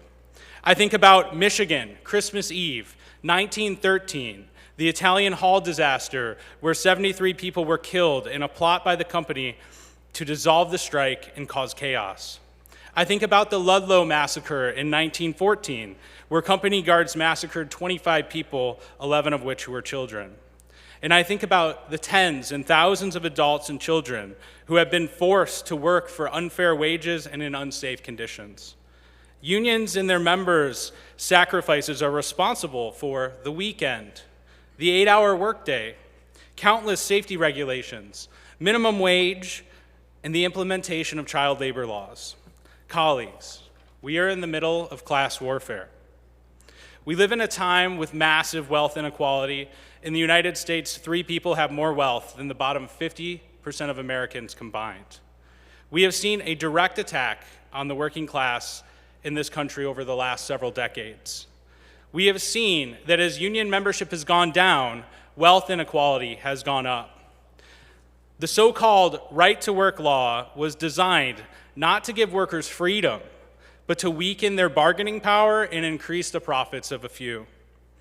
The series of bills in this package are about something very simple: democracy. Workers deserve a say in their workplaces, and I remind us that labor creates all profits, and workers are entitled to a fair share of those profits. Unionized workplaces benefit society immensely. They are statistically safer. Unionized workplaces narrow the gender pay gap, and most importantly, they give workers a voice. Today, workers are fighting back. And while this war will ultimately be won through the labor movement and not in this body, I rise today to put control back in the hands of workers and their unions. We have an opportunity to reverse legislation that was designed to unfairly weaken unions and workers, legislation that devalues our history and the sacrifices of our ancestors. I will end with a quote by labor leader and union activist Eugene Debs. "I am opposing a social order in which it is possible for one man who does absolutely nothing that is useful to amass a fortune of hundreds of millions of dollars, while millions of men and women who work all the days of their lives secure barely enough for a wretched existence." I urge all of my colleagues to support these bills. Thank you.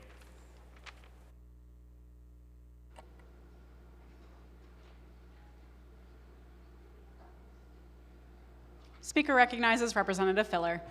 Thank you, Speaker, and I ask to speak to the package at large, House Bills 4004, 5, and 07. So ordered. Thank you, Speaker. I do urge opposition to these bills, and I guess I'll keep it very simple. We all have sort of a shared goal, which is to make the state better, and I'm very clear, and it is very clear when I look at these, that these bills do not make the state better, and they do not go to the goal which I ran, which is to make it better for working Michiganders, to lower costs for everybody on the daily. So let me give you my 4 reasons why it hurts. Repealing right to work and bringing back prevailing wage clearly weakens Michigan. 4 reasons. Number 1, we are passing legislation today that heaps massive additional costs on every single business that builds infrastructure, including the construction of schools, which is going to affect small villages especially and take dollars out of the classroom. Number 2, We're going to be less competitive now, and we talk about it all the time. Man, we just really want to get people to move to Michigan. We want to show off our lakes. We want you to come here. You know, you go away after college, come back. We're going to be less competitive now as other states proudly use their right-to-work designation to attract new business, and we're no longer considered. Why would we take ourselves out of the running of those businesses? Number 3, during record inflation, the government will now, through this legislation, take money out of a worker's pocket voluntarily and give it to union organizations. Makes no sense right now. Number 4, we're blowing $1 million for a state bureaucratic office to answer questions when that money could literally go anywhere else and do some good. And, you know, I just want to read this. $1 million to respond to public inquiries regarding the act. I think the public will want to know why Michigan projects are so damn expensive now, and I don't think we need $1 million to answer that. It's because of this legislation.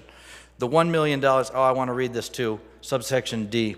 Any other purpose, the $1 million, that the director of the Department of Labor determines to be necessary. This is a slush fund, and that's not going to move the state forward in any way. You know, people sent us here to help them make ends meet and find good paying and long-lasting careers. Why exactly then are we making laws to make Michigan a worse place to work and live and grow business? Know that I and everybody in here respects union workers. Know that I respect non-union workers, but know that I believe in laws that will make Michigan a more competitive, stronger state, and know that I want to keep more hard-earned dollars in your pocket, which this bill doesn't do. I urge a no vote. Thank you.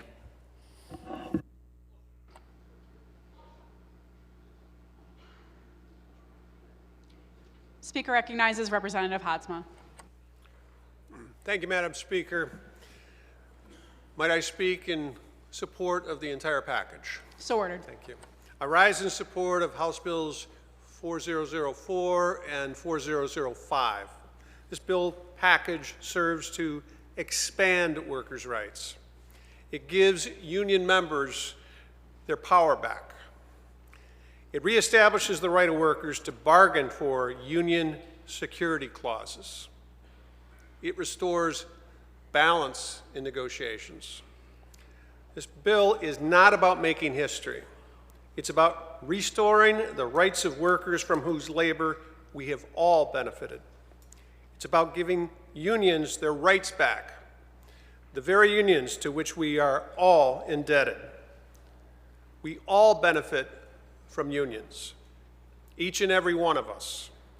Unions gave all Michiganders the initial 10 hours workday. And then, because of collective bargaining, they gave us the 8 hours workday. Unions bargained for leisure time. They joined together to give all of us back our weekends. That means unions gave us more time for family meals and weekends camping with our kids.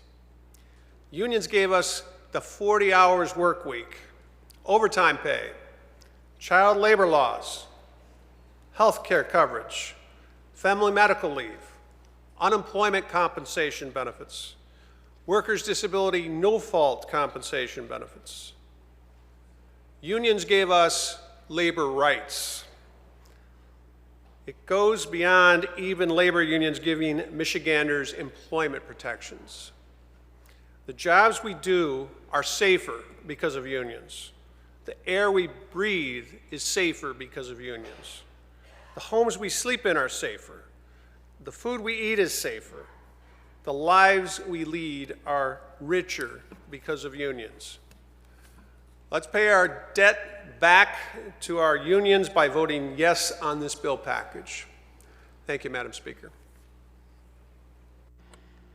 I'd like to remind our guests in the gallery to please maintain decorum. Thank you. Speaker recognizes Representative Bolin. Madam Speaker, permission to speak to the entire package. So ordered. Thank you. I rise today not in opposition of unions, but in support of everyone's right to assemble, the right to organize, and the right of an individual to decide whether or not they will join a union. Right to work enshrines in our state law this fundamental right. Earlier today and last week in this chamber, we advanced several bills based on choice. Yet tonight, we are here with a bill that denies choice. An employer should not have the right to set a requirement for an individual to participate in an organization as a condition of employment. When Right to Work was initiated in this great state, we were in the middle of some very gloomy economic times. In just a few short years after our Right to Work law was implemented, Michigan was #1 in new manufacturing job creation and #5 in total private sector job creation. Michigan also experienced the highest percentage growth in personal income in the entire Great Lakes region. In fact, it has been reported that there has been even an increase in union membership in some sectors. Right to Work laws increase a union's accountability and responsiveness to its members by requiring it to earn the support of each and every worker. We just heard compelling speeches today on recognizing everyone on their own being. If we believe that, then it should be very easy to translate that support to a worker's right, a right to be hired or retained based upon their qualifications and performance, not as their status as a union or non-union member. Imagine being a hunter, and as a requirement to obtain a hunting license, you're required to join the National Rifle Association or the Gun Owners of America, a group you may not necessarily agree with philosophically. An organization that may advocate for measures or even candidates that you do not agree with. There is no doubt that unions have played a very important role in building our middle class, securing workers' rights, establishing both state and federal laws that have improved working conditions, but forced participation goes against everything we stand for in America: life, liberty, and the pursuit of happiness. I encourage my colleagues to stand with me in and maintain both the right to organize, the right to assemble, and personal freedom. I urge a no vote on House Bills 4004 and 4005 that will strip personal freedom and choice. Thank you, Madam Speaker. Speaker recognizes Representative Menser. Thank you, Madam Speaker. Permission to speak to the package. So ordered. Today, I stand in support of House Bills 4004 and 4005. This legislation is personal to me, and I am proud to be here in Lansing representing my constituents. I come from a union family. In the early 1950s, my grandfather came here from the hills of Pennsylvania. He came to Detroit to work in that wonderful, magical, new Ford factory. He was convinced he would get a job. But the unfortunate thing is he didn't get a job in the Ford factory. And as he was standing outside trying to figure out how is he going to get back to Pennsylvania and what is he going to tell my grandmother, a man came up to him and said, "Hey, would you like some day labor?" And he said, "Absolutely." He spent the next couple of weeks pulling electrical line. And that man was a representative of the IBEW Local 58. My grandfather was hired. He became a journeyman electrician. He worked for the IBEW Local 58 for over 40 years. Because of that union and because of that man, he was able to bring my grandmother and my father here from Pennsylvania. He was able to build a house. He was able to send my father to some college. He was able to provide a good life here in Detroit as a union member. I was a union member for 25 years. I spent 20 years with AFSCME Local 411, 5 years as a vice president, and 19 years as a steward. And then I got a promotion, and I was a member of the UAW 889 for 5 years.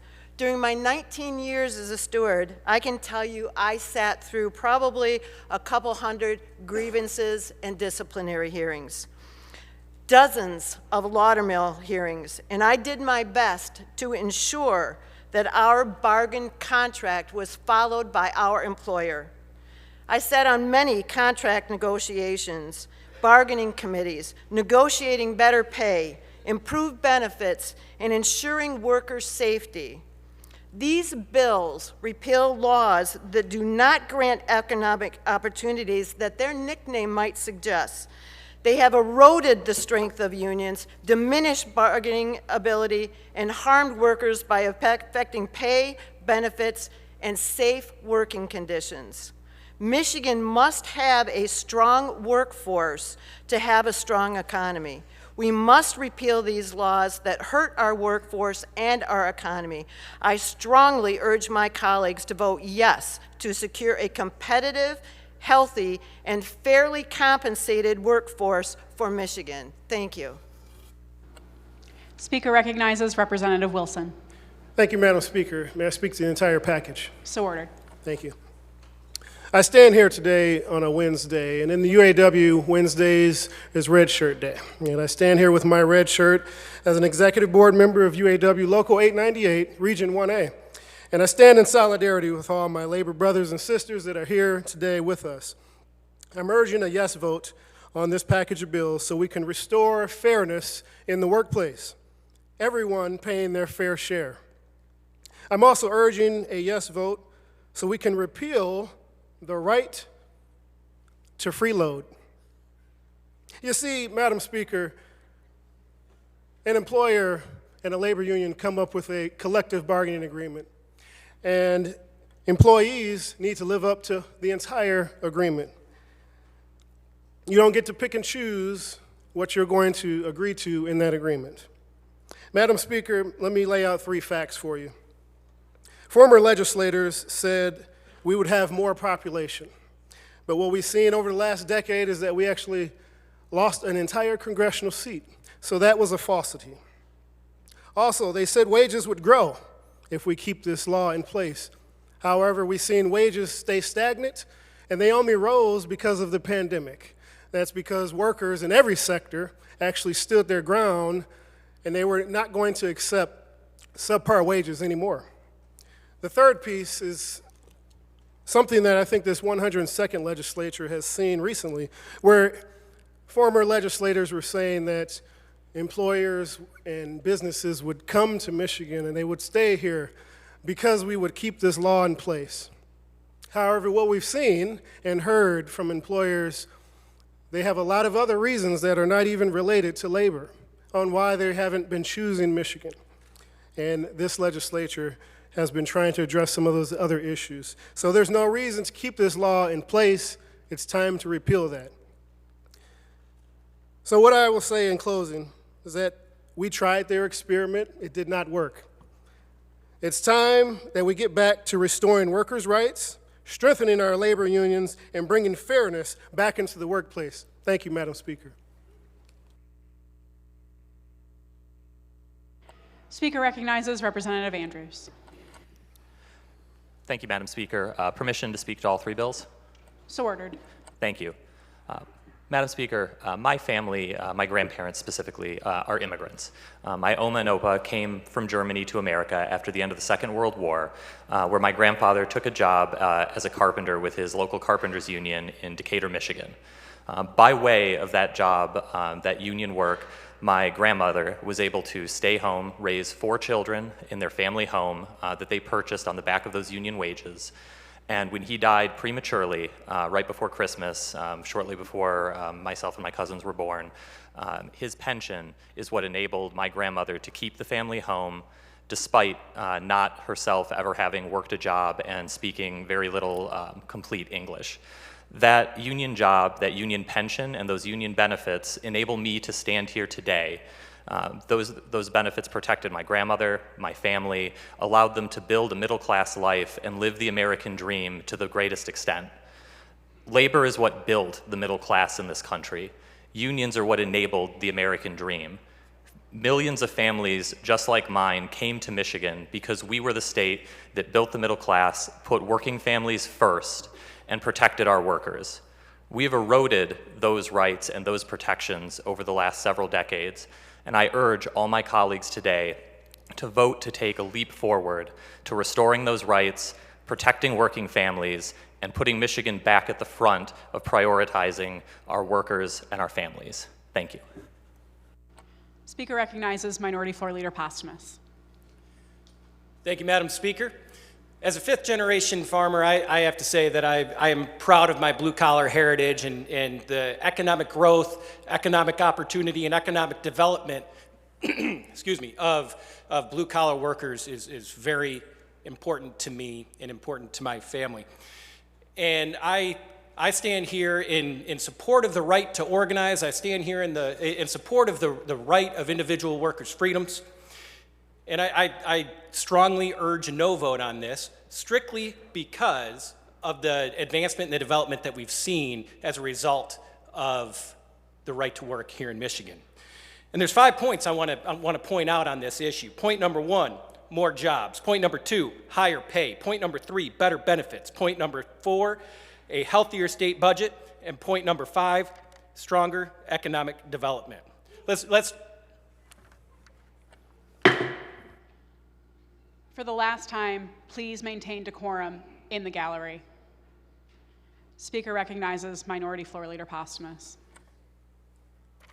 Thank you, Madam Speaker. So let's start with more jobs.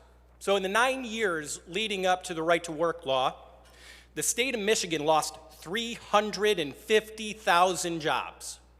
The 9 years after that, the state of Michigan gained 90,000 jobs.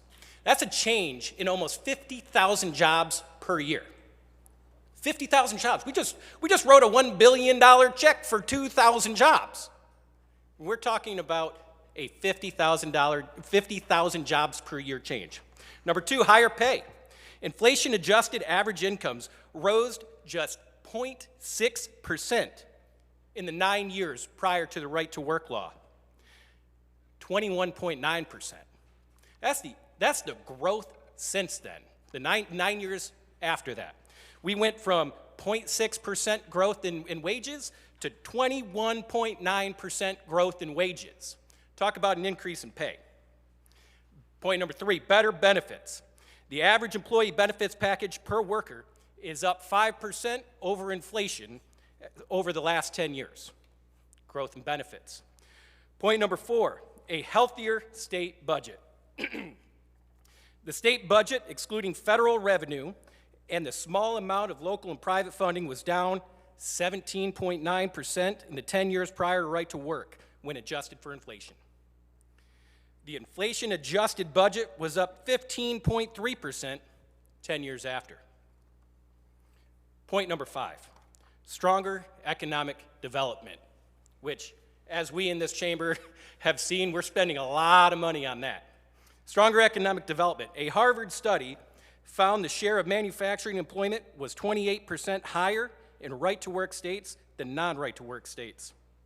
Importantly, they also find that wages and labor compensation do not appear to be lower on average. This is according to a Harvard study.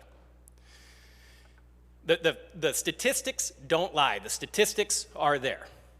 And what I can say to you, if this issue is solely about the freeloader or free rider issue, then why did we strike down the amendment that was specifically addressing that? Clearly, that is not the issue. Madam Speaker, thank you for this, allowing me this time, and I urge a no vote on this package.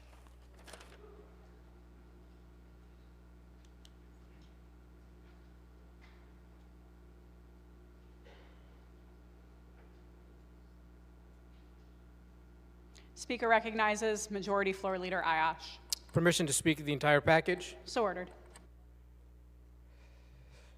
Madam Speaker, my colleague wanted to explain some of the points that some Reaganomics professor put together to try, and they may be from Harvard, but it doesn't change the fact, to try to argue against the working men and women of this state. And I want to just color a picture for you on why this is so important for people all across our state and all across our country. In 2007, when the auto industry was on the verge of collapse, my father, a proud UAW auto worker, was one of the many thousands across the state and country that were on the verge of losing their livelihood. Like so many families, we received the dreaded pink slip. A job that was the lifeline for our family was on the chopping block. And our options was a paltry payout less than my father's annual income or the risk of losing his job for life. It was only through the power of a union that his job was protected. You see, when the auto workers were under attack, they stood up and fought back together. Together, they collectively bargained to keep their jobs and guaranteed that their wages and benefits would be restored when the recession was behind us. That right to organize, to defend the American worker, saved our family from losing our health care, our home, and our human dignity. This right built the middle class, and that middle class built our nation. Madam Speaker, my colleague talked about standing with our blue-collar workers. But why do we stand with those with white-collar jobs and C-suite offices who disrespected those same workers by taking away their right to organize? When we talk about economic prosperity, we must ask ourselves, who are we seeking to help prosper? When we talk about choice, what choice do you have when the greedy corporations try to put employees against one another in a race to the bottom? Why do folks in here sometimes get so angry that we're trying to push people out of poverty? I, for one, am very, very excited that today we are restoring worker protections and giving them the right to collectively bargain. Let's be very clear, Madam Speaker. We are restoring the right to work in a safe place. We are restoring the right for a living wage. We are restoring the right for a dignified retirement. We are restoring the right to work for health care, sick leave, and paid proper benefits for them and their families. And this is done through the right to organize your workplace through a union that puts people over profits and dignity over dollars. And if you want somebody to have your back, you join a union. If you're looking for a good job to help provide security for your family, you join a union.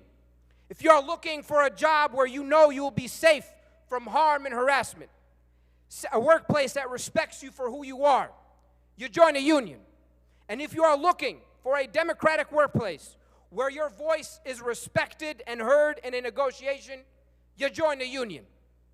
50 years ago last month, Madam Speaker, my father did just that. And today, Michiganders all across our state will finally have that right restored.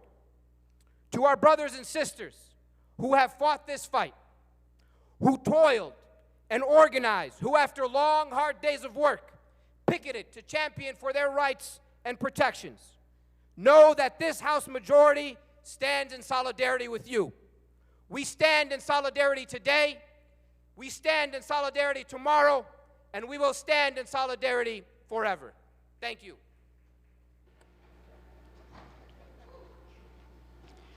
Speaker recognizes Minority Leader Hall. Thank you, Madam Speaker. Permission to speak to the entire package. So ordered. Thank you. So our caucus, the Republican caucus, is organized around a few key principles, one of which is, we're willing to work together across the aisle with the Democrats and the governor on policies that make our state more competitive. But when policies are put forward that make our state less competitive, then our caucus is opposed to those policies, and we can't work together. And I'll just say, over the last few weeks, we just got done spending $725,000 per job to bring the Ford plant to Marshall. And if you look at the state of Tennessee, they paid about $150,000 per job to bring that plant to Tennessee. The reason for that is because Tennessee has more competitive economic policies than Michigan. And when you don't have competitive economic policies, tax policy, regulatory policy, other policies, then you have to spend more money in incentives to bring those opportunities to your state. And so the goal of economic development and job creation should be to reduce those barriers and to improve those competitiveness policies so the next time we don't have to spend $725,000 per job. We can be closer to states like Tennessee and bring those incentives down. Now, right to work, we heard in committee today from my local economic developers, Southwest Michigan First, that this is a policy that will lead to fewer companies, fewer economic opportunities coming to our state. They testified that we will just be off the list. Many companies look solely to right-to-work states, and this is one of those major factors in determining whether we're going to land a major economic opportunity for our state. And by shrinking those opportunities and taking these type of policies that make our state less competitive, that's just going to add on to the cost of those incentives that we're going to have to spend next time to bring a major employer to our state, which is totally the wrong direction. It's kind of interesting, we look back at the last 10 years since Right to Work was passed, and,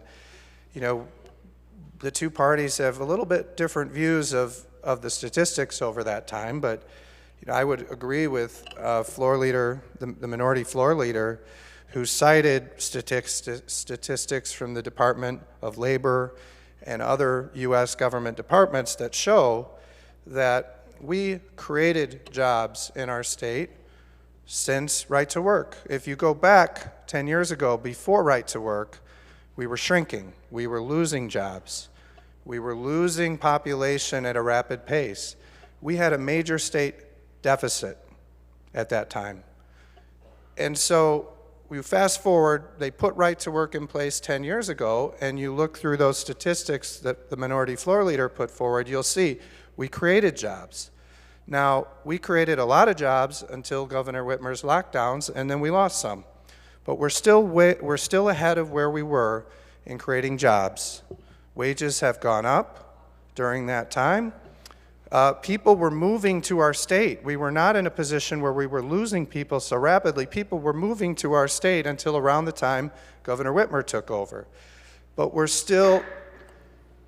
Representative, I've given you some latitude. Please keep your comments to the bill. Speaker recognizes Minority Leader Hall. Thank you, Madam Speaker. So, we have... this type of policy is going, as we saw during the last 10 years, when we repeal it, we're going to be going back to where we were before, which was declining population, fewer jobs, fewer economic opportunities for our state. That's where we're going to be heading. And less competitive policies that are going to make it harder for us as a state to win these jobs and careers of the future. Now, I'll just point out, this policy, what this is about forcing Michigan workers to join a union. That's what it's about. Now, the people of Michigan, based on the polling, believe that people should be entitled to join a union if they see value in joining that union. But they shouldn't be compelled or forced to be a member of that union. This policy that's in place now, Right to Work, allows workers to make that choice based on whether unions are providing them value. And these union dues can be very expensive. This is a significant part of a worker's paycheck, and that's why the people of Michigan believe that you should be able to make that choice. And if a union is providing the value, then people will join. And so for those reasons, and to keep our state moving forward, to keep us competitive and to keep us competing for the jobs and careers of the future, I urge a no vote on this package. Thank you.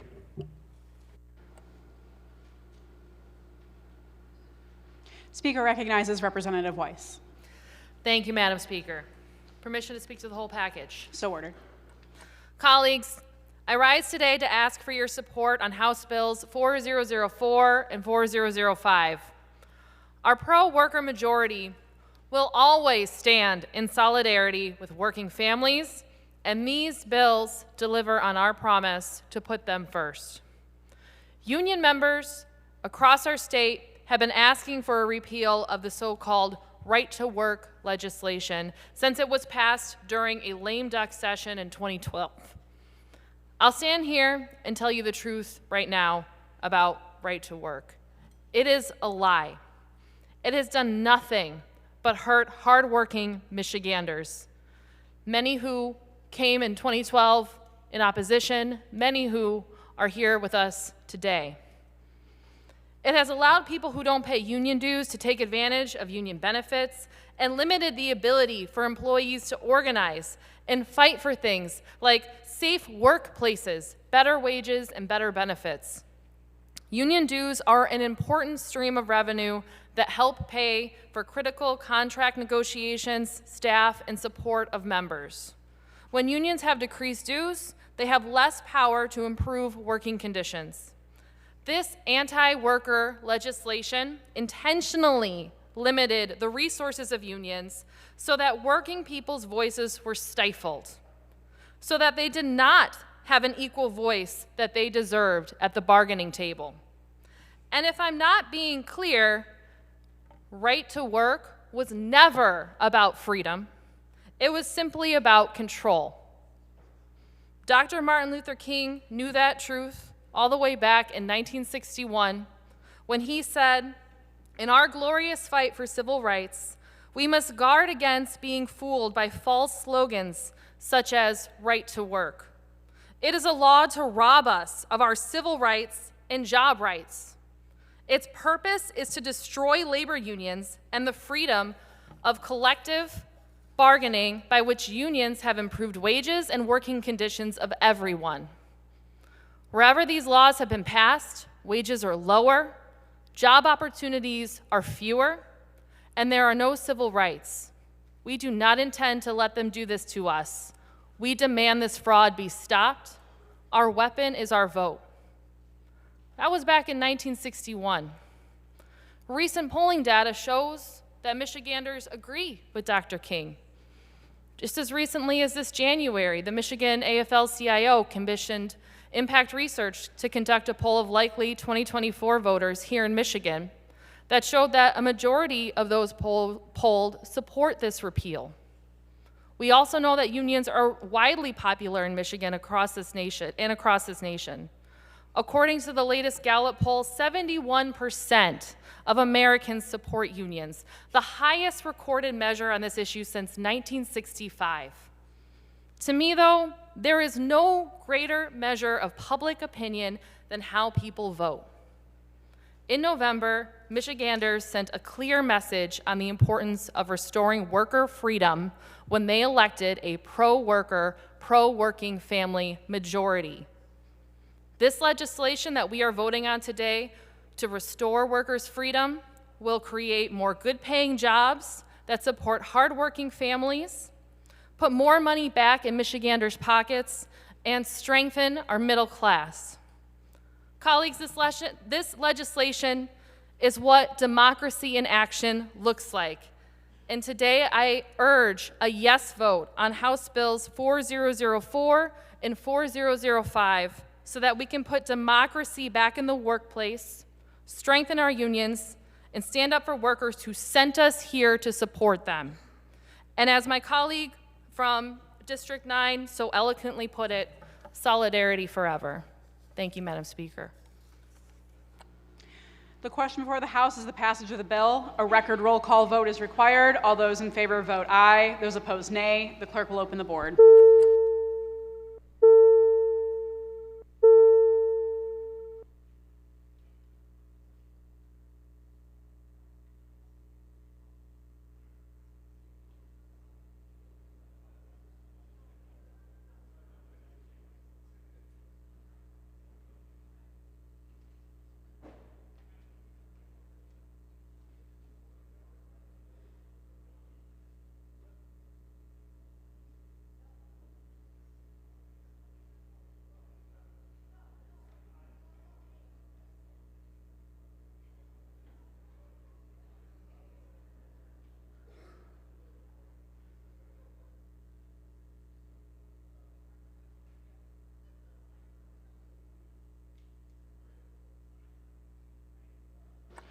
Clerk will close the board. Tally, display, and announce the vote. Madam Speaker, on the question of final passage of House Bill 4004, there are 56 aye votes and 53 no votes. A majority of the members elected and serving having voted therefore, the bill is passed. Speaker recognizes Majority Floor Leader Ayash. I move for immediate effect. Majority Floor Leader has moved for immediate effect. All those in favor, please rise. Immediate effect is ordered. Guests, please maintain decorum. Speaker recognizes Majority Floor Leader Ayash.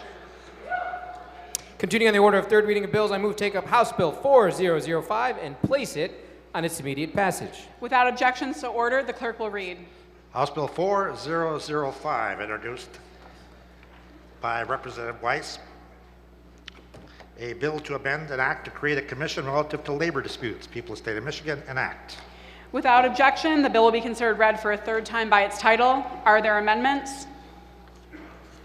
There being no amendments, the question for the House is the passage of the bill. A record roll call vote is required. All those in favor vote aye. Those opposed, nay. The clerk will open the board.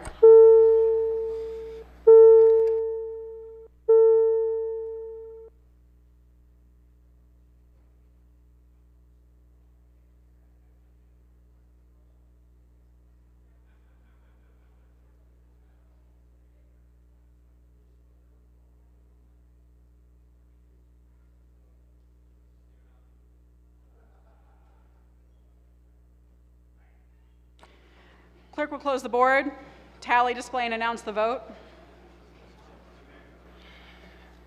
Madam Speaker, the question of final passage of House Bill 4005, there's 56 aye votes, 53 nay votes. Okay. Speaker recognizes Majority Floor Leader Ayash. I move for immediate effect. Majority Floor Leader has moved for immediate effect. All those in favor, please rise. Immediate effect is ordered. Speaker recognizes Minority Floor Leader Postumus. Thank you, Madam Speaker. I request a record roll call vote on immediate effect. The question of immediate effect is no longer before the House. Speaker recognizes Majority Floor Leader Ayash.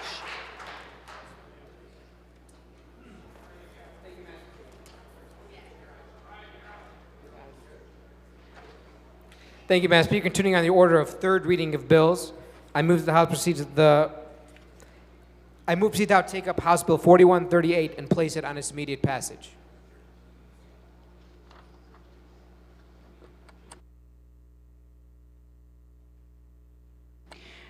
Without objection, so ordered. The bill will be considered read for a third time by its title. Sorry, without objection, so ordered, the clerk will read.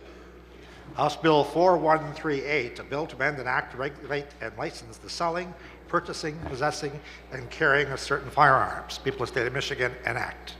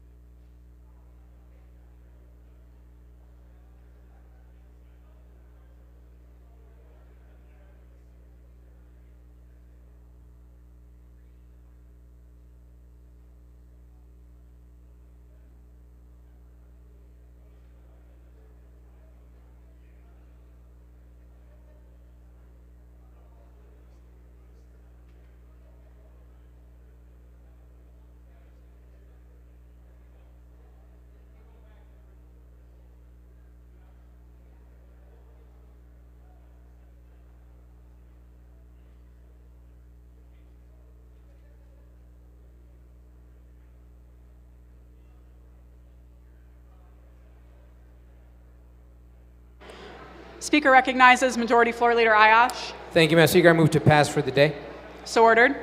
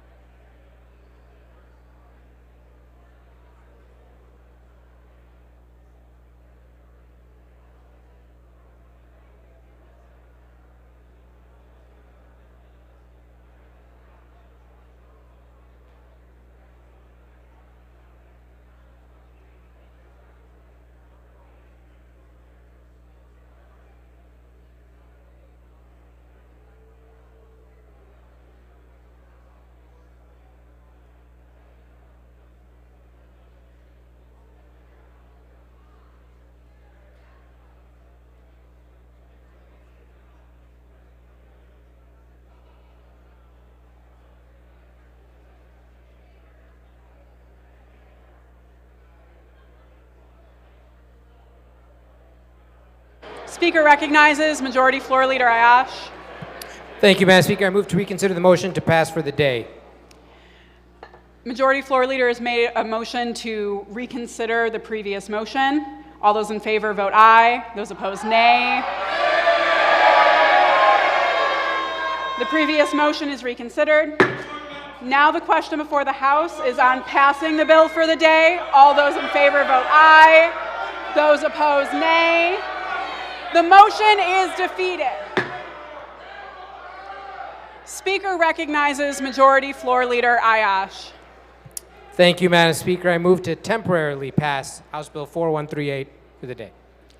Temporarily. So ordered.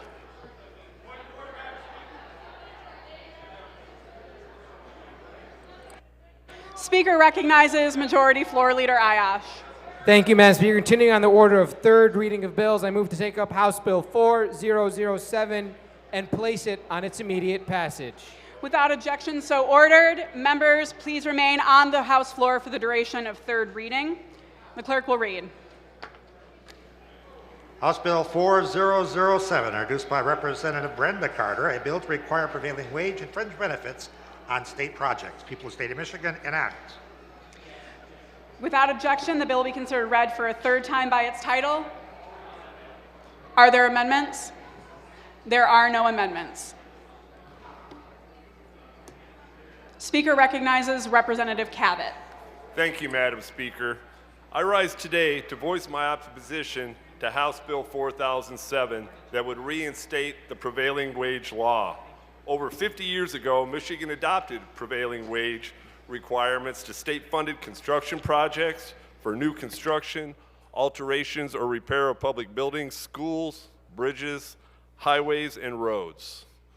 While the intention seemed fair, this opened the door for an entire new problem in our state, one we are seeing today.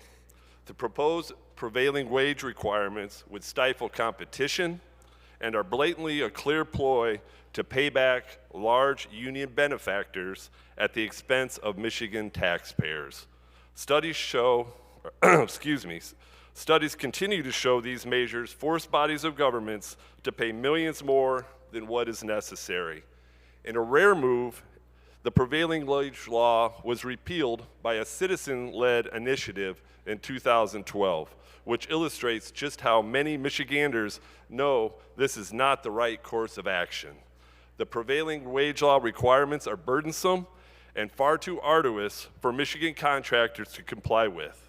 Without prevailing wage, Michigan would see far greater competition in the bidding process without sacrificing quality of work or the safety of workers, which is protected by state and federal safety and building code requirements.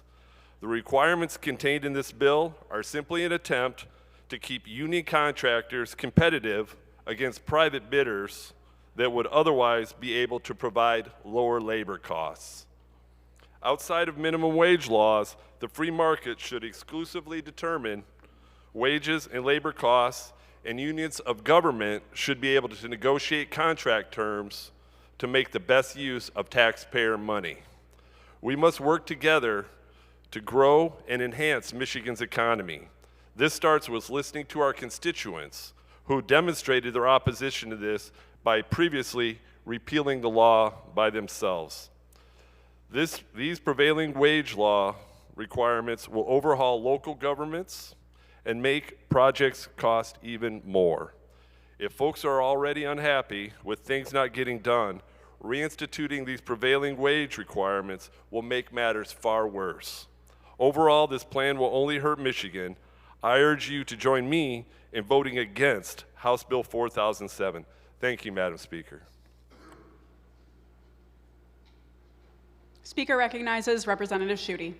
Well, thank you, Madam Speaker. And I speak today urging opposition to reenacting Michigan's expensive, anti-competition prevailing wage requirement that costs our taxpayers and hurts our job creators. Let me be clear. This is a classic government solution to a problem that does not exist. Since we've repealed prevailing wage, wages in construction have not gone down. Interest, demand, and participation in the skilled trades has increased. Simply put, our free market is working just fine. And this government solution, it creates a whole host of problems. One is increased cost to taxpayers. This bill, frankly, is disrespectful to the wallets of Michiganders. State projects in construction should not cost more than identical construction projects in the private sector, period. And this bill essentially guarantees that Michigan taxpayers will be paying more than they need to fix the darn roads. By paying more, we are also then guaranteeing we will be able to invest less in our state infrastructure. Another is this creates an artificial government bubble that will lead to longer construction times and fewer jobs. The layers of red tape will mean those orange barrels will obstruct our roads for longer periods of times, and companies won't be able to hire as many workers. And third, it sets our state back. It makes us less economically competitive. You know what is really bad for business? Government mandates and regulations that drive up the cost of doing business, especially when our neighboring states in Ohio, Wisconsin, Indiana don't have these same onerous burdens. By passing this law, we are driving our job creators out of our state, good jobs out of our state. Michigan will lose. If you care about more good paying jobs, repairing our state's infrastructure, growth in the skilled trades, making our state more competitive, this bill is a massive step in the wrong direction, and I urge my colleagues to vote no. Speaker recognizes Representative Bolin. Thank you, Madam Speaker. I rise in opposition to this legislation. This is a fundamental step backwards in terms of fiscal prudence and getting the most value out of public tax dollars on capital construction projects. In my past service as a local elected official, I presided over the awarding of contracts for many public construction projects. The number one goal was to be strong financial stewards of our neighbors' tax dollars. Paying a bonus wage, which is what prevailing wage is, a bonus wage for those whose political affiliations are aligned with the majority caucus in this chamber for public construction does not serve the interests of the taxpayers in the community that must prioritize vital services that must get funded with very limited funds each and every year. I also speak to the unfairness of this proposal.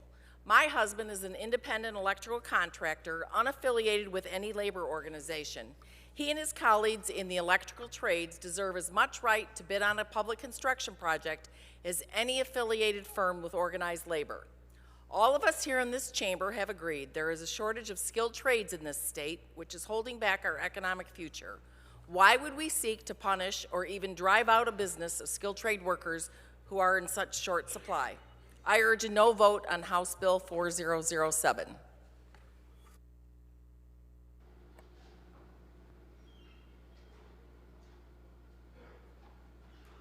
Speaker recognizes Representative Carter.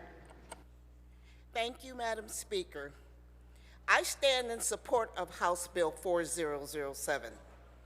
I am proud to stand here to support legislation to reinstate one of the best ways we have to both lower the cost of repairs for our taxpayers, and we are doing this by getting the job done right the first time. It is time to restore Michigan's prevailing wage law. In fact, it is long overdue. There's a severe shortage in the building and construction trades, and by restoring prevailing wage, we reverse the demoralizing effects on our skilled workforce. This repeal demoralized everyone in the trades that work with their hands. I know. I'm a journeyman machine repair machinist, and I worked with these hands. I know the strong sense of pride we feel when we get out on a job and we get the job done right. We get our schools safe, we get our roads safe, we get our public buildings safe. And we do this with enormous pride because we know we have the intellect and the training and everything we need to get the job done right the first time. And that's how you save money. Because if you have to do it over and over and over again, because you don't have the expertise to get it done right the first time, then That's how you lose money.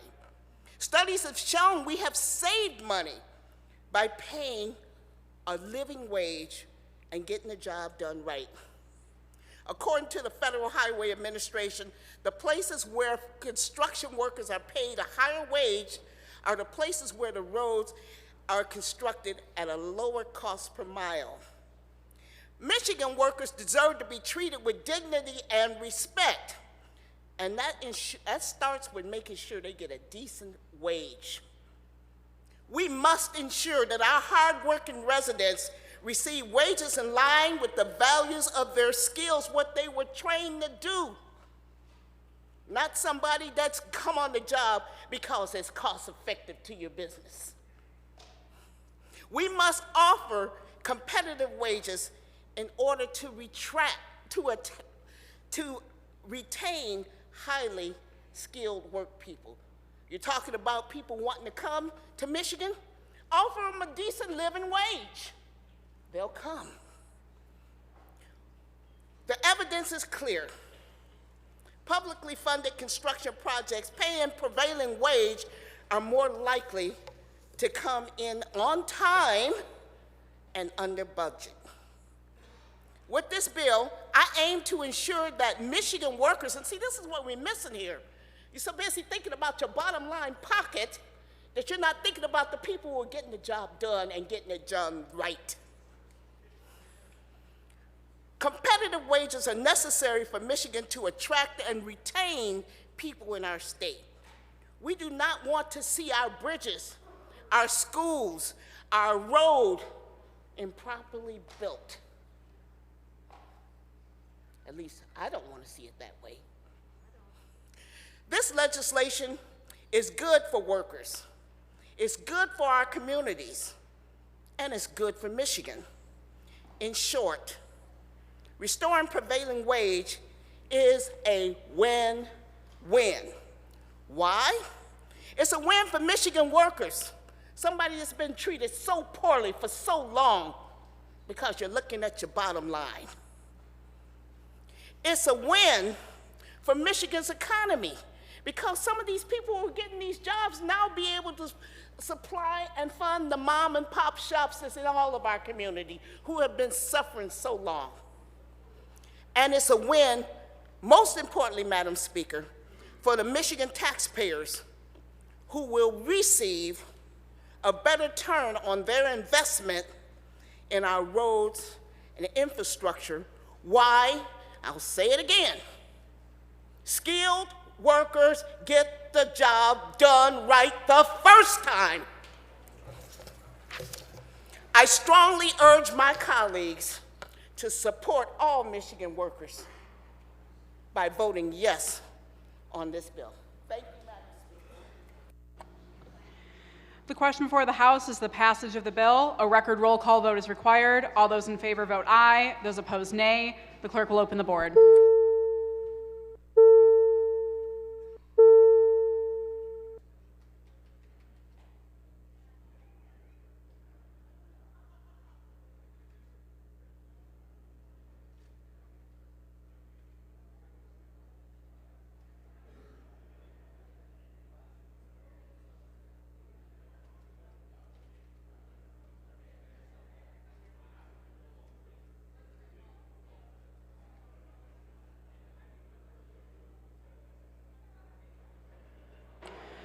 Clerk will close the board. Tally, display, and announce the vote. Madam Speaker, on the question of final passage of House Bill 4007, there are 56 aye votes and 53 nay votes. A majority of the members elected and serving having voted therefore, the bill is passed. Speaker recognizes majority.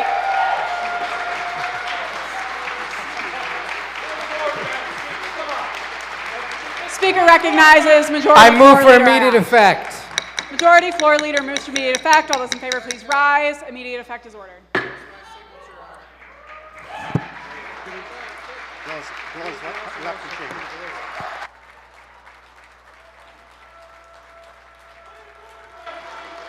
The House will go at ease. Call of the chair.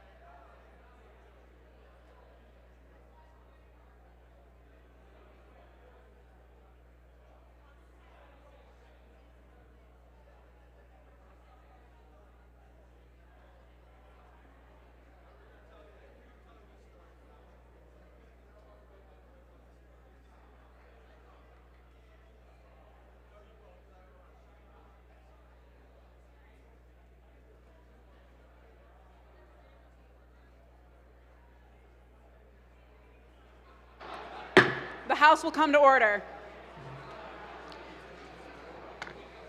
Speaker recognizes Majority Floor Leader Ayash. Continuing on the order of third reading of bills, I move to take up House Bill 4138 and place it on its immediate passage.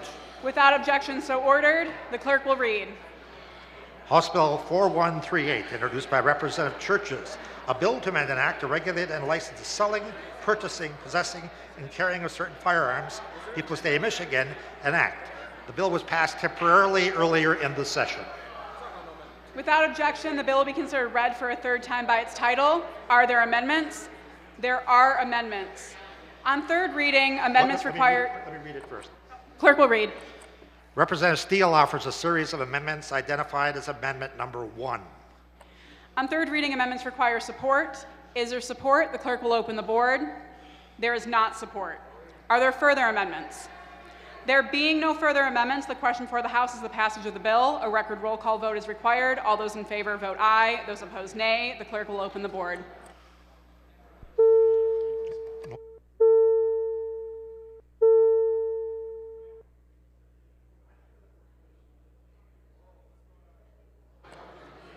Speaker recognizes Majority Floor Leader Ayash.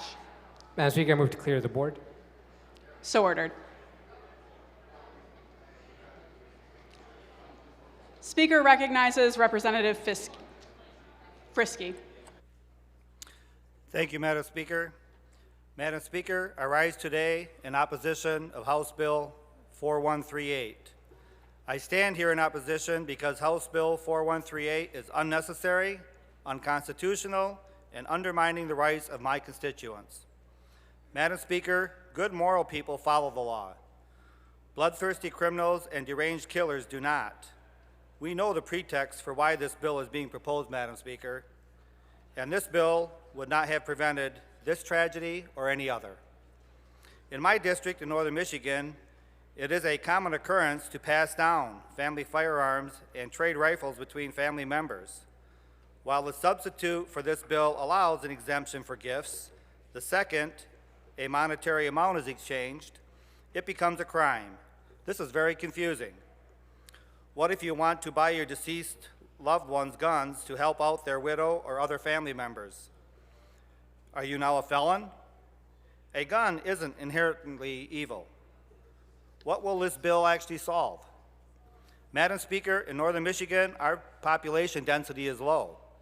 This low population means we don't have a massive gun store on every corner with everything you need.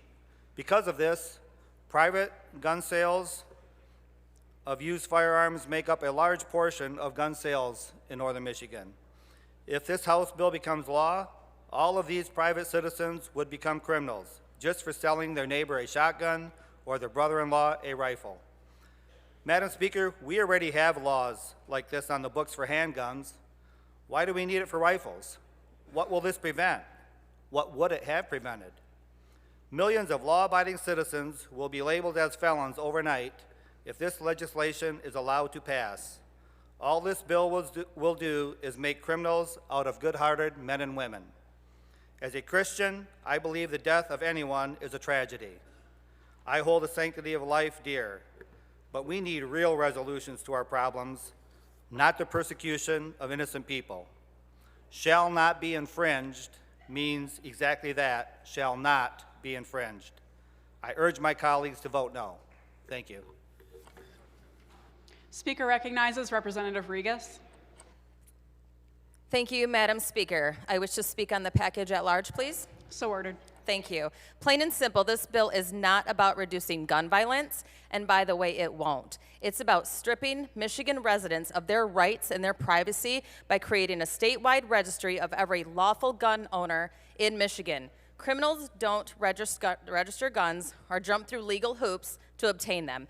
This bill will truly only impact good, innocent Michiganders who have had the right to bear arms, and this will make it harder for them to do so.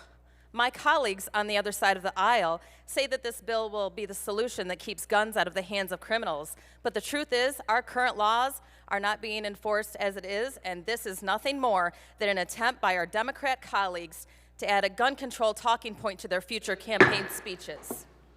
Representative, do not impugn the motives of your colleagues. Speaker recognizes Representative Regas. This bill will not prevent criminals from obtaining guns, but what it will do is pose a burden on law-abiding citizens who want to exercise their Second Amendment rights. This bill, like a pistol registry, is a clear violation of our Second Amendment. It requires all firearms to be listed for a future tyrant use for confiscation. Tyrannical government, like we're witnessing here today, is why the Second Amendment is here in the first place. Simply put, this bill is a slippery slope towards oppressive, authoritative government, or should I say even more oppressive, authoritative government. Speaker recognizes Representative DeBoyer.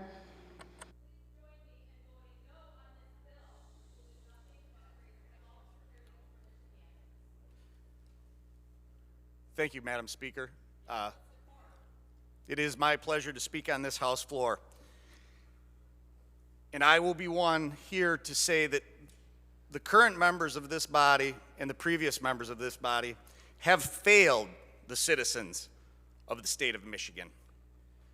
Because we artificially believe that if we pass a law, that if we enter it, that it somehow will prevent a criminal from committing a crime. That's a failure of belief of the members of this House. We've had too many tragedies that were a result of the lack of enforcement of law, the lack of enforcement of current law. So here we are, debating another legislative act that some may be ecstatic about when we pass. However, we've done nothing to make anyone safer. What we have before us today is a bill, hypothetically, that could become a law tonight. If that becomes a law tonight, we then have to enforce that law. The big problem with that is that we've seen an unwillingness to prosecute and enforce the laws that currently exist on the books today. And unfortunately, we have witnessed a tragedy so very close to our home, so very close to our heart, and had a law been enforced, that may have prevented that tragedy. Instead of simply adding more tack-on laws from this chamber, that we have no idea what those unintended consequences will be. What we should be doing is enforcing the laws that are on the books. And there is no debate to the point that that is not occurring. In fact, there are organizations in this country and in our state that their stated motivation is to not enforce those laws as we've written. That's an embarrassment. This bill will burden law-abiding citizens. Law-abiding citizens. This will do absolutely nothing to stop a criminal from acting when their evil heart has decided to act.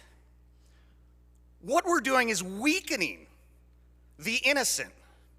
We're weakening the law-abiding citizens if we pass this bill.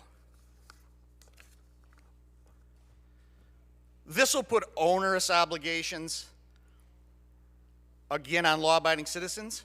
Not to mention, it will burden our police departments with busy work.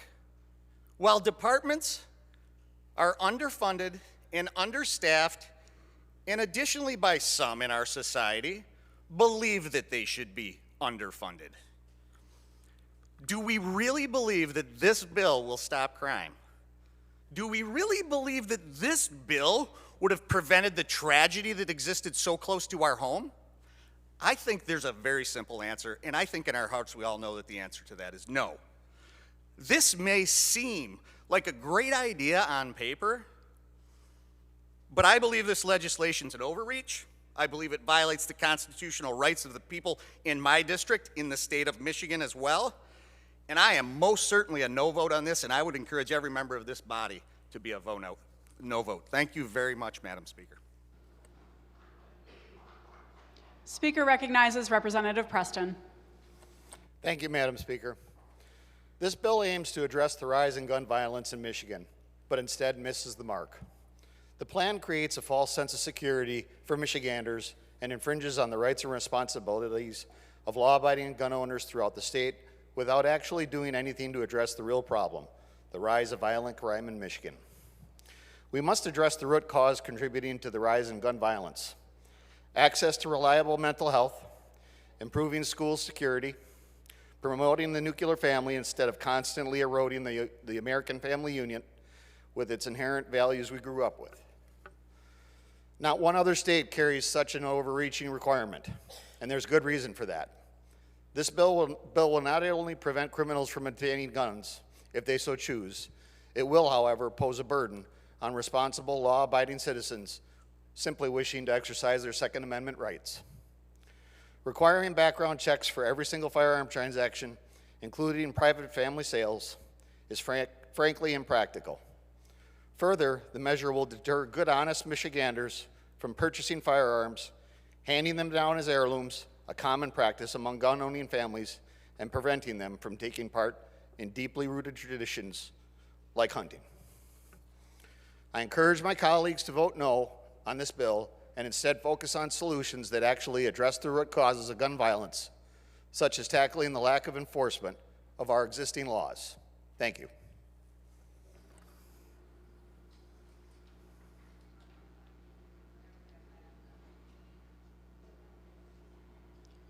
Speaker recognizes Representative Carter. Thank you, Madam Speaker. Permission to speak to the whole package. So ordered. Thank you. I stand today in support of House Bill 4138, 4142, and 4143. 23 states, including Michigan, have some sort of background check laws regarding the purchase of firearms. However, currently, our law only requires background checks on the purchases of pistols and other handguns, but does not require them on the purchase of long guns. These bills would change this. This bill package will require background checks on all gun purchases. Universal background checks have wide support in Michigan and are one of the most basic steps we can take to diminish gun violence we witness in our state and throughout our nation. The comprehensive background checks would fully close this dangerous loophole and strengthen Michigan's law by requiring background checks on unlicensed firearm sales, including shotgun and rifle sales. Prior to purchasing a shotgun or rifle from an unlicensed seller, the bill would require purchasers to obtain a purchase or carry license. It's time that we finally pass this package. That is why I encourage all of my colleagues to vote in favor of this bill. Thank you, Madam Speaker.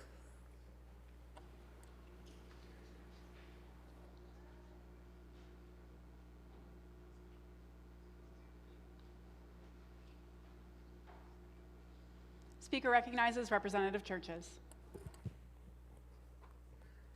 Thank you, Madam Speaker. Permission to speak on the entire package. So ordered.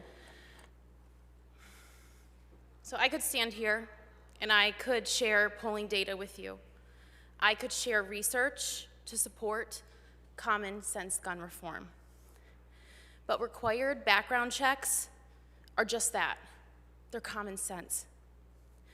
I do not need research. I do not need statistics to know that in the wrong hands, guns intimidate, guns kill. My community has never seen a mass shooting. It has never made headlines. It has never been in the news. But my community knows the impact of the ripple of trauma by the lack of inaction created by this distinctly American problem of gun violence. During the summer of 2019, I had professional development at an elementary school that I worked at. And we were taught how to prepare ourselves and our students to brace our school for an active shooter. We did this in partnership with our local police department, and a friend of mine, our lieutenant, led this training.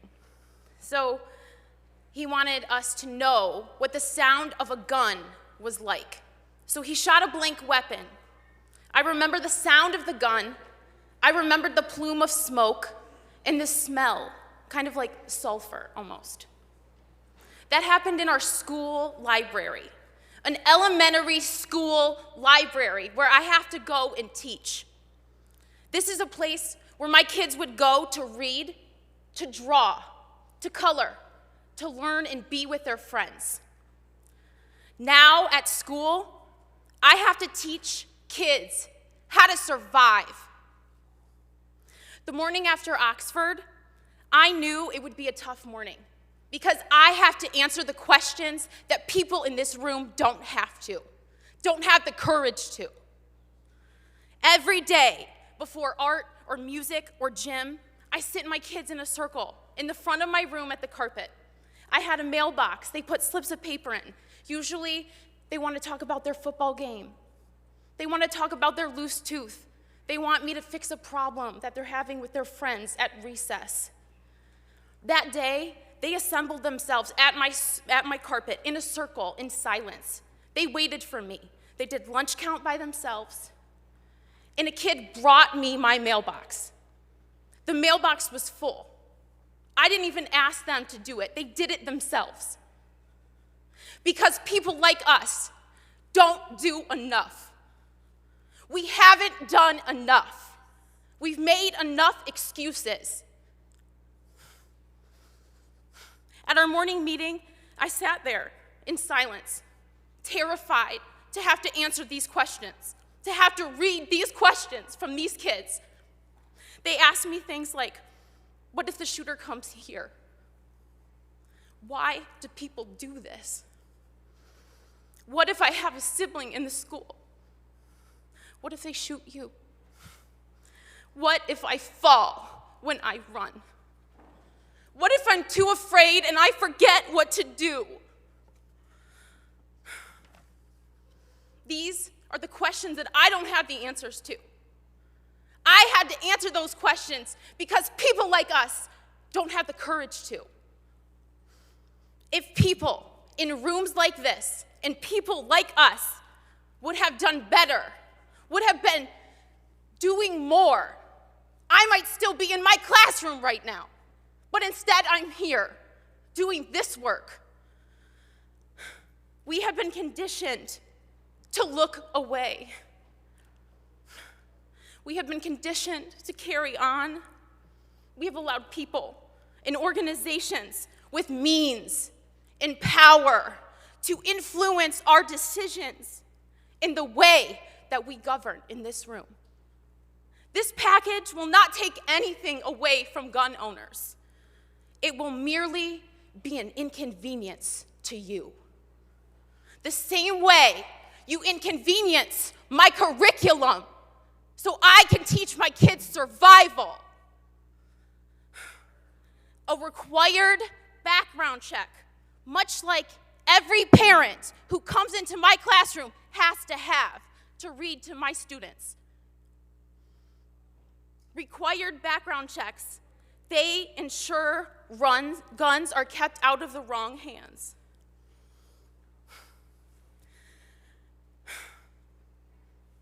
I don't want to have to be here right now. I don't want to have to do this right now. I'm afraid. I'm afraid to sponsor this bill. I'm afraid to support gun reform. I am afraid that men with guns will intimidate me. I'm afraid that men with guns will threaten me. But I am not afraid enough to act. So today I ask you to stand with me. I ask you to be afraid with me. I ask you to change your mind, to understand the importance of this. This will not end gun violence. This will simply be a step in doing something. So our future generations don't have to do this anymore. Thank you, Madam Speaker. Members, please remember to keep your comments directed to the speaker and not your colleagues. Speaker recognizes Representative Grant. Thank you, Madam Speaker. I am speaking today in support of House Bill 4143, a bill that creates uniformity in our state's gun purchases through universal background checks. I sponsored this bill, and as a gun owner and a parent, I believe I should have the ability to protect my family against harm, but in order to have that power to protect my child, I, like everyone else, should have to pass a background check. It's part of being a responsible gun owner. I am not naive. I know universal background checks are not a panacea for the gun violence epidemic we face in our country.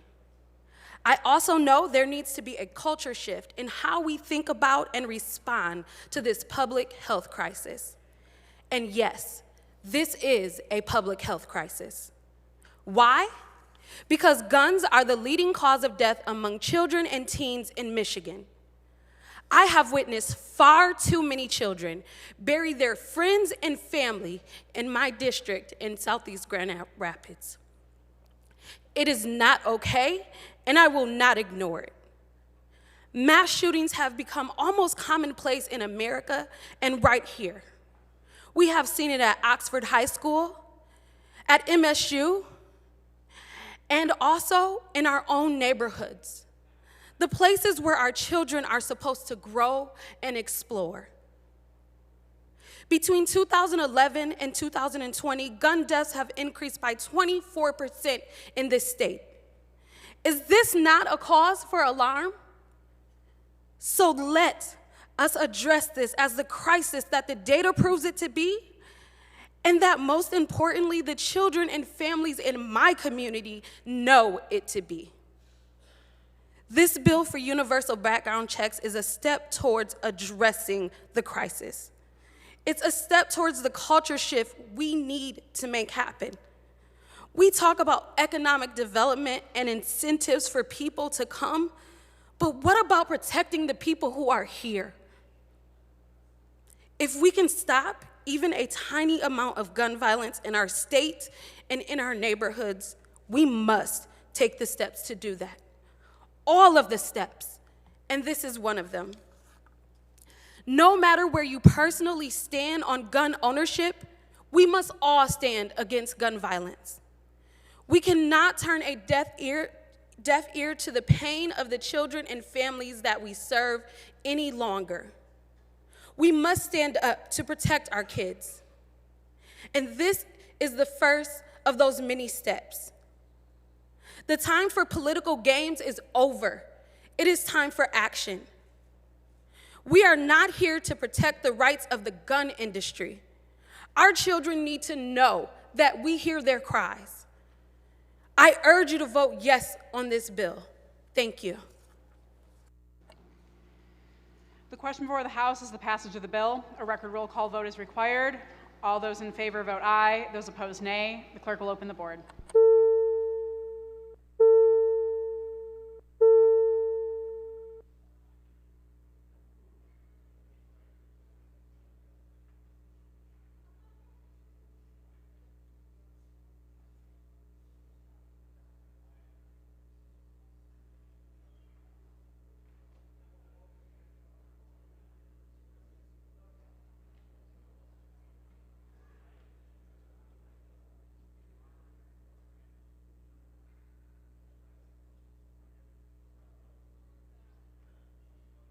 Clerk will close the board.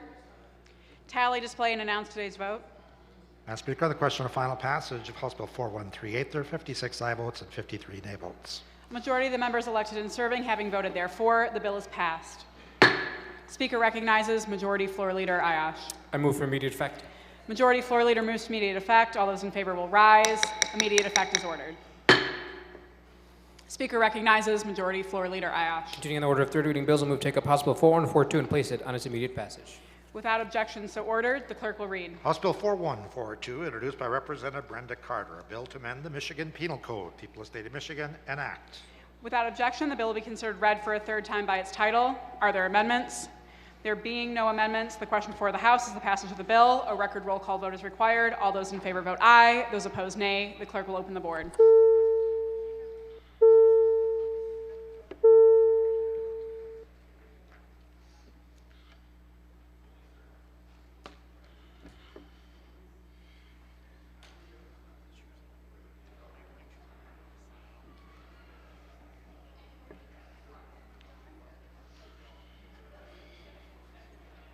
Clerk will close the board, tally, display, and announce the vote.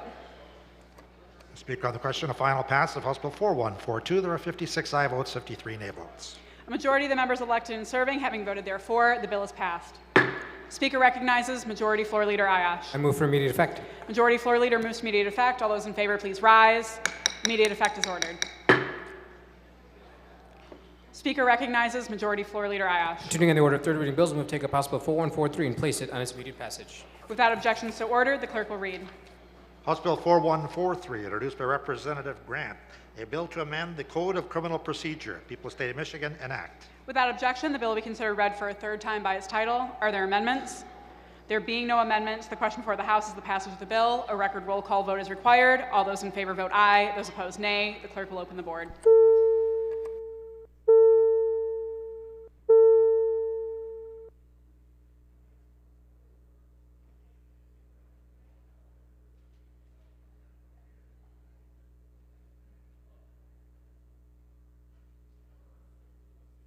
Clerk will close the board, tally, display, and announce the vote. Speaker, on the question of final passage of House Bill 4143, there are 56 aye votes and 53 nay votes. Majority of the members elected and serving having voted therefore, the bill is passed. Speaker recognizes Majority Floor Leader Ayash. I move for immediate effect. Majority Floor Leader moves to immediate effect. All those in favor, please rise. Immediate effect is ordered. Speaker recognizes Majority Floor Leader Ayash. Thank you, Madam Speaker. Move to the order of motions and resolutions.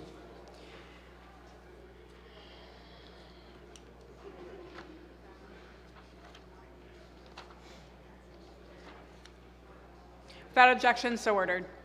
Speaker recognizes Majority Floor Leader Ayash. Thank you, Madam Speaker. Just let the members know there will be no further voting, and the House adjourns to stand until Thursday, March 9th at 12 o'clock noon. Without objection, so ordered. The House will stand at ease at the call of the chair.